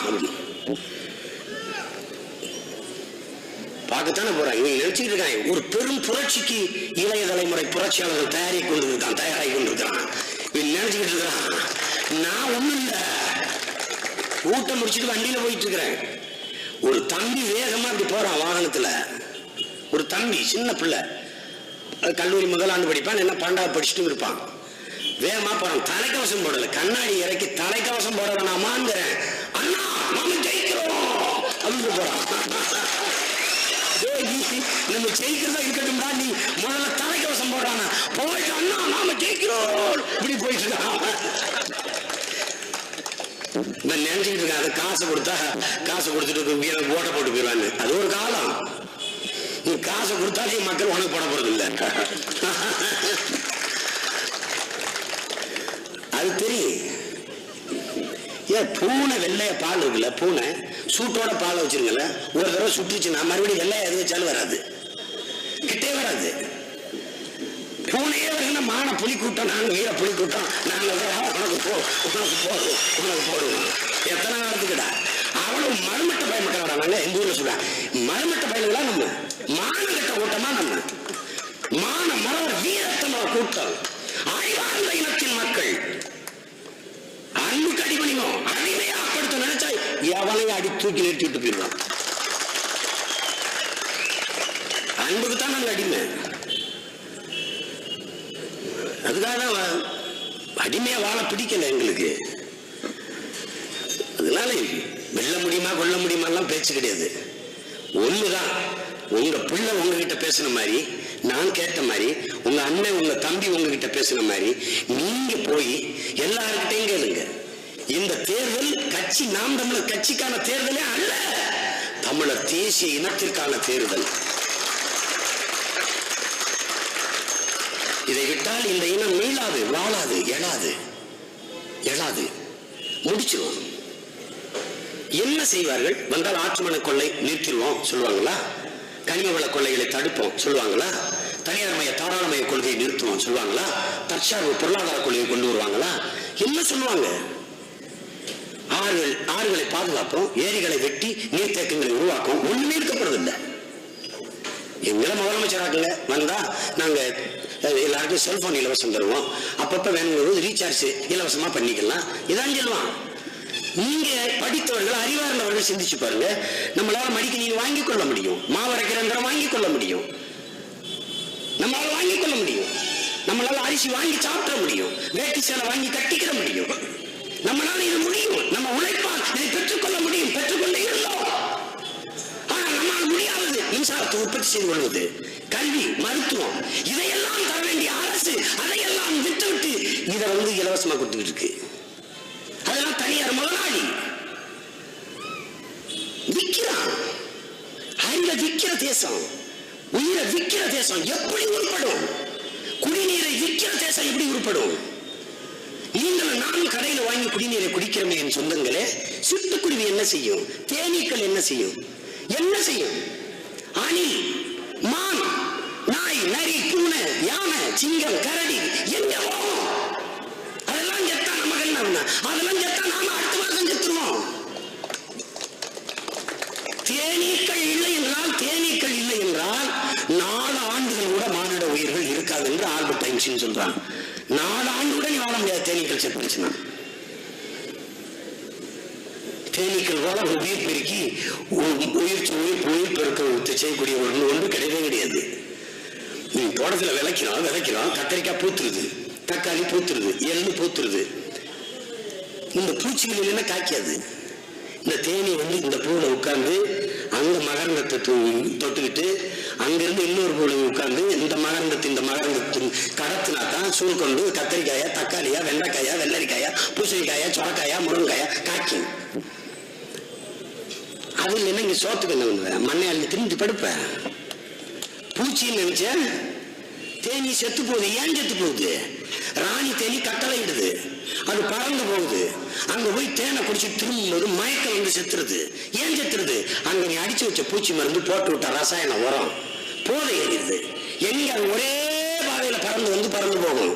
எங்க கிளம்புனா எங்க போகணும்னா மயக்கத்துல விழுந்துருது. இப்படி போகும்போது பார்த்து நம்மால் பல விழுந்து கிடப்பான். அது மாதிரி அது விழுந்துருது. ராணி தேனி இந்த பூச்சிகளின் வருகைக்காக காத்திருந்துட்டு அதுவும் செத்துருது. இந்த தேனீக்கள் இனிமையா அழியுது. எவ்வளவு இயற்கையின் வரம் தேன் உங்களால் உருவாக்கிட முடியும்னு நினைக்கிறீங்களா? எவ்வளவு பெரிய அறிவியல் அறிஞர்கள் நான் நாட்டில் உருவாட்டான். ரத்தத்தை வேணாலும் உருவாக்க முடியுதா? நீ எவ்வளவு வேணாலும் செய். நான் எதுக்கு கத்துறேன்? என் நீரை உறிஞ்சிட்ட, நான் தேக்கி சேமிச்சுக்கிறேன். என் காடுகளை வெட்டிட்ட, நான் நட்டு வளர்த்து விட்டுட்டு போறேன் என் பிள்ளைகளுக்கு. ஆனா என் மணலையும் என் மலையும் நான் எப்படா உருவாக்கி என் பிள்ளைகளுக்கு விட்டு போவேன்? எப்படி செய்ய முடியும்? என் பிள்ளைகளுக்கு இந்த மலையப்புறம் உடஞ்சி இருந்துட்டிய நான் மறுபடியும் செட்டாடா போட்டு தோட்ட தண்ணி வச்சு மலை இதான் இருக்கு, இது மணல் செட்டாடா போட்டு போக முடியும்? முட்டா போயிருங்க. தான் வாழ்ந்தால் போதும். எல்லாம் பணம். கடைசி நீளும் பிடிபட்ட பிறகு, கடைசி மரமும் வெட்டப்பட்ட பிறகு, கடைசி நதியும் நஞ்சான பிறகுதான் தெரியும் இவர்களுக்கு பணத்தை சாப்பிட முடியாது என்று ஒரு கவிஞன் எழுதுகிறான். எல்லா தலைவர்களும் பேசுவாங்க. இப்ப நாள் ஆரம்பிச்சிருச்சுல்ல, இன்னும் 4 பேர் யாரோட எங்க போறது வரணும் அலையிறான். ஆள் பிடிச்சி தர்றாங்க. எந்த குழப்பமும் எனக்கு கிடையாது. மக்களுக்காக வந்தேன், மக்களை நம்பி வந்தேன், நிக்கிறேன். இருக்கிற கூட்டணியில அதிமுக பெரிய கூட்டணி, மக்கள் நல கூட்டணி பெரிய கூட்டணி, திமுக பெரிய கூட்டணி, இருக்கிறதுல பெரிய கூட்டணிக்காரன் நான் தான். ஒரே ஒரு கட்சி தான் ஒட்டுமொத்த மக்களோட கூட்டணி வச்சிருக்கிற கட்சி, ஒரே ஒரு கட்சி தான். இருக்கிறதுலே பெரிய பெரிய கூட்டணி, மகாநகர கூட்டணி நாங்க வச்சிருக்கிற கூட்டணி தான். இங்க ஸ்டாலின் பேசட்டும், இங்க விஜயகாந்த் பேசட்டும், இங்க ஐயா கலைஞர் பேசட்டும், அம்மையார் ஜெயலலிதா பேசட்டும், யாராவது மக்களா வந்து அவங்க பேச்ச கேட்டாங்கன்னா நான் கட்சியை கலைச்சு விட்டு போயிடுறேன். மாவட்ட செயலாளர், பகுதி செயலாளர், ஒன்றிய செயலாளர், வட்ட செயலாளர், அவர் இவர் எல்லாத்தையும் சொல்லி தலைக்கு 2000 3000 4000 வண்டியில உணர்ந்து இறக்கணும். ஆளுக்கு 200 ரூபா கொடுத்து குவார்டர் கொடுத்து பிரியாணி கொடுத்து கொண்டாந்து இந்த இடத்துல அம்மா பேசுறாங்க கொண்டாந்து இறக்கணும், இந்த இடத்துல ஐயா பேசுறாங்க கொண்டாந்து இறக்கணும். சக்தியில் இருந்தா மக்கள் தானா வருவாங்க. என் தலைவன் பிரபாகரனின் அன்பிற்குரிய மக்களே, இபிடிபி, இபிஎல்ஆர்எஃப், இஎன்டிஎல்எஃப், டெலோ, ஈரோஸ், எத்தனையோ இயக்கங்கள் இருந்தது, போராடி கொண்டிருந்தது ஈழத்துல. எல்டிடி என்று தமிழீழ விடுதலை புலிகள் என்ற இயக்கத்தை ஆரம்பிச்சார். இத்தனை இயக்கங்கள் இருக்கும்போது ஏன் பிரபாகரா தனியா ஒரு இயக்கத்தை கட்டுகிறாய் என்று கேட்டார்கள். எங்கு உண்மையும் நேர்மையும் சத்தியமும் இருக்குதோ அங்கு மக்கள் இருப்பார்கள் என்று போனார். கடைசி வரைக்கும் மக்கள் அவரோடு தான் நின்றார்கள். உங்கள் பிள்ளை அந்த தலைவனின் பிள்ளை. எங்கே இனிப்பு இருக்கிறதோ அங்கே ஈயும் எறும்பும் வரும், எங்கே உண்மையும் சத்தியம் இருக்குதோ அங்கே மக்கள் தானாக வருவார்கள். இதுதான் உண்மை. நாங்கள் சத்தியத்தின் பிள்ளைகள். எனக்கு கற்பித்தான் என் தலைவன். நாம் சாதாரணமானவர்கள். சத்தியம் சாகாது. சத்தியம் தோற்றதாக சரித்திரத்தில் செய்தி இல்லை. நாம் சத்தியத்தின் பக்கம் நிற்பவர்கள், ஒருபோதும் தோற்க மாட்டோம் என்று கற்பித்தான். நான் சத்தியத்தின் மகன். நன்றிக்குரிய மக்களே, இந்த மண்ணுக்கும் மக்களுக்கும் உண்மையும் நேர்மையுமாக பணம் பதவி புகழ் போதை எதற்கும் அடிமையாகாமல் இறைவனை உறுதியாக நின்று கடமையாற்றுவோம். இதை நீங்கள் நம்புங்கள். இது எனக்கு உயிர்ப்பால் ஊட்டிய என் தாயின் மீதும் என் அறிவிப்பால் ஊட்டிய என் தமிழின் மீதும் இது எல்லாவற்றுக்கும் மேலாக நாங்கள் நேசிக்கும் எங்கள் உயிர் தலைவன் பிரபாகரன் மீதும் ஆணையிட்டு சொல்கிறோம். யார் யாருக்கோ வாக்கு செலுத்தி எனது அன்பு சொந்தங்கள், யார் யாருக்கோ வாக்கு செலுத்தி எனது உறவுகள், சொந்த பிள்ளைகள், உங்களிடமிருந்து உங்கள் வயிற்றில் வந்த உங்கள் உறவு பிள்ளைகள், உங்கள் உடன் பிறந்தவர்களுக்கு என் அண்ணன் தம்பிகளின் ஆத்தாள் சித்தப்பன் பெரியப்பன் மாமன் மைத்துனர்கள் வாக்கு செலுத்துங்கள். இது உங்கள் வேலை. நீங்கள் செய்ய வராததால் உங்கள் பிள்ளைகள் செய்து கொண்டிருக்கிறோம். இது என் வேலை அல்ல, இது நம் வேலை, நம் ஒவ்வொருடைய வேலை. நான் ஏன் செய்கிறேன்? ஒரு தீக்குச்சி எரியாமல் இந்த தீபங்கள் இல்லை. எவ்வளவு பெரிய புரட்சி, எவ்வளவு பெரிய பெரும் தீயில் ஒற்றை தீக்குச்சியில் இருந்துதான் தொடங்குகிறது. இந்த தீக்குச்சி தானாக எரியவில்லை. என்னை கொளுத்தி போட்டவன் பல்லாயிரக்கணக்கில் இருக்கிறார். இதோ இங்கு ஒரு தீக்குச்சி. நம்மாழ்வார் என்ற என் தகப்பன் முத்துக்குமார் ஒரு தீக்குச்சி, அப்துல் ரவுப் ஒரு தீக்குச்சி, செங்கடி ஒரு தீக்குச்சி. மொழி செத்துவிட்டது, செத்துவிடக் கூடாது என்று செத்த 500க்கும் மேற்பட்ட மொழி போர் மாணவர்கள் தீக்குச்சி. என் ஈழ தாயகம் அடிமைப்பட்டு விடக்கூடாது என்று போராடி செத்த 50,000 மாவீரர்களும் என்னை கொளுத்திய தீக்குச்சிகள். நான் ஒரு காட்டு செடி, கெட்ட ராஸ்கல். நான் என்னை போல ஒரு முழன் காத்தானை இந்த உலகம் கண்டிருக்காது. என்னை நானே செதுக்கிக் கொண்டு வளர்த்து வருகிறேன். என்னை நானே செதுக்கிக் கொள்கிறேன். மிக மோசமான காட்டு கிராமத்திலிருந்து வந்த ஒருவன். நான் தலைவனா? இல்ல. என் இன விடுதலைக்காக போராடுகிற தன்னலமற்ற பல தலைவர்களை உருவாக்குகிற முதன்மை தொண்டர். அதைத்தான் என் தம்பி ஜெகதீஷ் சபாண்டியன் சொல்லுங்க. இது ஒரு மாபெரும் ஜனநாயக இயக்கம். தமிழ் தேசிய விடுதலைக்கான மக்கள் ஜனநாயக புரட்சி. மக்களை அணிதிரட்டி அரசியல் படுத்தாமல் புரட்சியை முன்னெடுக்க முடியாது என்று போதித்தார் எங்கள் ஐயா கலிபெருமாள் அவர்கள். அந்த வழியிலே என் அன்பு சொந்தங்களிடத்தில் வந்து நிற்கிறோம். வேட்பாளராக, ஒரு தலைவராக, மற்ற கட்சிகளை போல வாக்கு கேட்டு வரலாம், உரிமையோடு கேட்டு வரோம். வாக்கு கொடுங்க எங்களுக்கு. இவன் நேரம் நீங்க என்னை பேச விட்டு போய் கூடாது. நீ போ, நாங்க உனக்கு ஓட்டு போடுவோம்னு சொல்லியிருக்கணும். சொல்லவே இல்லை, சொல்றாங்க. கடலூர்ல போய் கும்பிட்டேன். ஒரு பெரிய அப்படியே பாரு, என்னை பேச விடாது பாரு, பிள்ளை இருக்குது பாரு, நீ போ.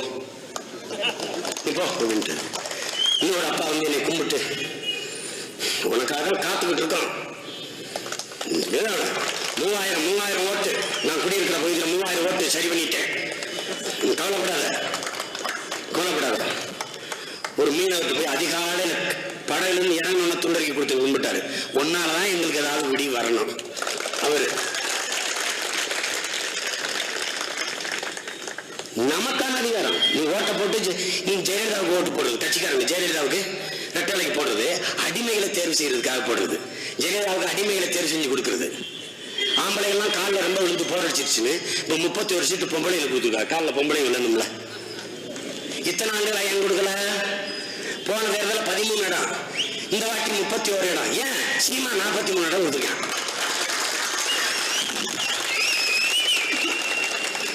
படையாட்சிக்கு 36 இடம் கொடுத்துருக்கேன். படையாட்சிக்கு என்னை முந்துறாங்களாம். 35 இடம், 36 இடம், 41 இடம் கொடுக்குறாங்களாம். 41 இடம் கொடுங்க, 81 இடம் கூட கொடுங்க. வீரப்பன் யார் சொல்லிட்டு வாங்க ஓட்டு கேட்டு. வீரப்பன் யார்? வீரப்பன் யாருன்னு சொல்லுங்க. பிரபாகரன் யாருன்னு சொல்லுங்க. பிரபாகரன் என் இனக்காவலன், வீரப்பன் என் வனக்காவலன். 2 பேரும் எனக்கு. உங்களுக்கு யாருன்னு சொல்லி ஓட்டுக்கலுங்க. விஜயகாந்த்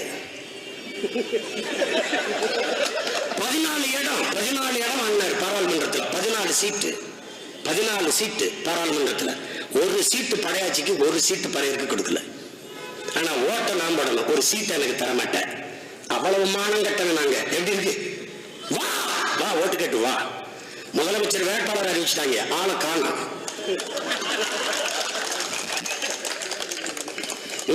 வளர்மதி அம்மா சொல்றாங்களா, 4 பேர் சேர்ந்து ஒருத்தனை தூக்கிட்டு போனா எங்க தூக்கிட்டு போவாங்க பாத்துக்கிறீங்க அப்படின்னு.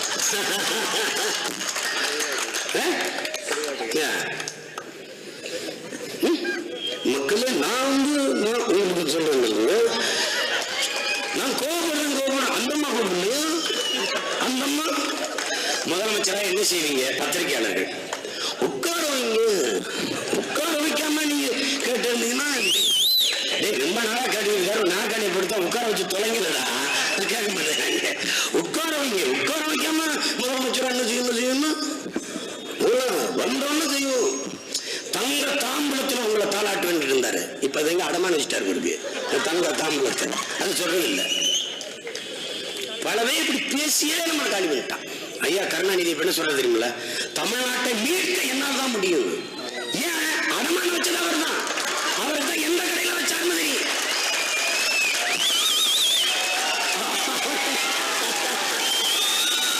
அவர் எந்த கடை வச்சாரு? பெரிய கொடுமை. ஆம்புலன்ஸ்ல அரசாங்க வண்டிகள்ல பணம் போறத தேர்தல் ஆணையம் கவனிச்சு தடுக்கணும்.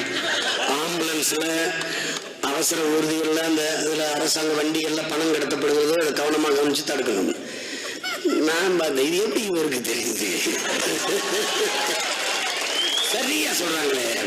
நான் என்ன போன தடவை நாங்க இப்படித்தான் கொண்டு போனோம், அது மாதிரி இந்த தடவை நடக்கணும், அதை கவனமாக பார்த்து அதை நிறுத்திடுங்க அப்படின்னு. அதனால எல்லாத்தையும் மாத்தணும். ஏன்னா 10 மணிக்கு மேல ஒரு வழக்க போட்டு அது ஒரு பிரச்சனை. காவலர்கள் மேல குறை இல்லை. அவங்க காக்கி சட்டை போட்ட அடிமை, நம்ம கருப்பு சட்டை போட்ட அடிமை. நம்ம நினைக்கிறத பேச முடியாது, அவங்க எதுவும் பேச முடியாது. நாம அதிகாரத்துக்கு வந்த பிறகுதான் காவலர்கள் உண்மையிலேயே விடுதலை பெற போறாங்க, உண்மையான காவலர்களாக போறாங்க. 8 மணி நேரம் அவர்களுக்கு, ஆண் காவலர்களுக்கு, பெண் காவலர்களுக்கு 6 மணி நேரம். மத்திய காவல் படைக்கு இணையான ஊதியம். சொர்க்கமாக போற நாட்டை நீங்க கவலையே படாதீங்க. என் அன்பிற்குரிய மக்களை, நீங்கள் செய்ய வேண்டியது ஒன்றுமல்ல. இந்த இரட்டை மெழுகுவர்த்தியில் ஒரே ஒரு அழுத்து, அவ்வளவுதான். நீங்கள் செலுத்துகிற வாக்கு, ஒவ்வொரு வாக்கும் நம் இனம் காக்கும், நம் மண்ணை காக்கும், தமிழர் மானத்தை காக்கும் என்ற கவனத்தில் வாக்கு செலுத்துங்கள். நீங்கள் எடுக்கும் முடிவுதான் நம் இனத்தின் விடிவு என்பதை கவனத்தில் வைத்து வாக்கு செலுத்துங்கள். இந்த தொகுதியிலே, இந்த சோழிங்கநல்லூர் தொகுதியிலே நிற்கிற என் அன்பு இளவல், என் ஆறுயிர் தம்பி சேராஜன் அவர்கள், அவர் மிகச்சிறந்த போராட்டக்காரன். நல்ல கல்வியாளன், உயிர்நேய பற்றாளன், கள போராட்டக்காரன். எந்த ஒரு சிக்கலையும் போய் அதை நின்று மக்களுக்காக தீர்வு கண்டு வென்று கொடுக்கணும்னு நினைக்கிறவன். இல்லைன்னா அவனை தேர்வு செஞ்சு நிறுத்த மாட்டேன். தம்பி, அண்ணன், அக்கா, தங்கச்சி அங்க கிடையாது. வேண்டியவன் வேண்டாதவன் கிடையாது. இயங்குறவன் இயங்காதவன். இங்க அதான் வேலை, இங்க அதான் பார்ப்போம். வேண்டியவன் வேண்டாதவன்லாம் கிடையாது. தெரிஞ்சவன் தெரியாதவன். எவன் என் மண்ணுக்கு மக்களுக்குமா உண்மையும் நேர்மையுமாக நிற்கிறானோ அவன் தான் என் உறவினன். இங்க தன்னை முன்னிறுத்தாத என் மண்ணையும் இனத்தையும் முன்னிறுத்தியவன் நிற்கிறானோ அவன் தான் நாம் தமிழர் கட்சியின் வேட்பாளர் தளபதி. அப்படி ஒரு தளபதி தான் இந்த தம்பி ராஜன். அவருக்கு நீங்கள் இரட்டை மெழுகுவர்த்தி சின்னத்தில் வாக்கு செலுத்துங்கள். இது ராஜனின் சின்னம் அல்ல, உங்கள் மகன் சீமானின் சின்னம் அல்ல, உங்கள் அண்ணன் உங்கள் தம்பியின் சின்னம் அல்ல, தமிழ் தேசிய இனத்தின் சின்னம். இது வெறும் சின்னம் அல்ல, மாற்றத்திற்கான எண்ணம். என் அன்பார்ந்த சொந்தங்களே, என் அன்பு தம்பி தங்கைகளே, இதை விட்டால் இன்னொரு தருணம் இந்த இனத்திற்கு வராது. எழுங்கள், எழுங்கள். இது புரட்சிக்கான காலம். தமிழ் தேசியத்தின் வீழ்ச்சிக்கு எழுச்சிக்கான காலம். காலம் வரும் வரும் என்று காத்திருக்காதீர்கள். நமக்கான காலத்தை நாமே உருவாக்குவோம். தானா எல்லாம் மாறும் என்பது பழைய பொய்யனா என்கிறார் மக்கள் கவிஞன் நம்ம ஐயா பட்டுக்கோட்டையவர்கள். நாம் மாற்றுவோம். வலிமைமிக்க வாக்கு என்கிற ஆயுதத்தை ஏந்தி ஒரு மாபெரும் புரட்சிகர அரசியலை இந்த மண்ணிலே கட்டி எழுப்புவோம். எனவே நன்றிக்குரிய மக்களே, சில ரொட்டி துண்டுகளுக்காக மதிப்புமிக்க நம்ம உரிமையை விற்பது என்பது அவமானகரமானது என்று புரட்சியாளர் அண்ணல் அம்பேத்கர் சொல்லுகிறார். அந்த வார்த்தையை மனதில் வைத்துக் கொண்டு உரிமையை விலை பேசி விற்காமல், உரிமையை விற்பது, வாக்கை விற்பது என்பது நமது தன்மானத்தை அடமானம் வைப்பதற்கு இணையானது. எனவே உங்கள் என் அன்பு சொந்தங்களை, உங்கள் மதிப்புமிக்க வாக்கை உங்கள் பிள்ளை, உங்கள் மகன், உங்கள் உடன் பிறந்தவன் என் தம்பி ராஜன் அவர்களுக்கு இரட்டை மெழுகுவர்த்தியில் செலுத்தி வெல்ல வையுங்கள். எங்களின் குரல் தமிழ் தேசிய இனத்தின் குரல். எமது வெற்றி நமது இனத்தின் வெற்றி என்பதை கவனத்தில் வைத்துக் கொள்ளுங்கள். உங்கள் அனைவருக்கும் எனது புரட்சிகரமான வாழ்த்துக்களும் வணக்கமும். புரட்சி எப்போதும் வெல்லும், நாளை மலரும் நாம் தமிழர் அரசலை சொல்லும். உங்கள் அனைவருக்கும் வணக்கம்.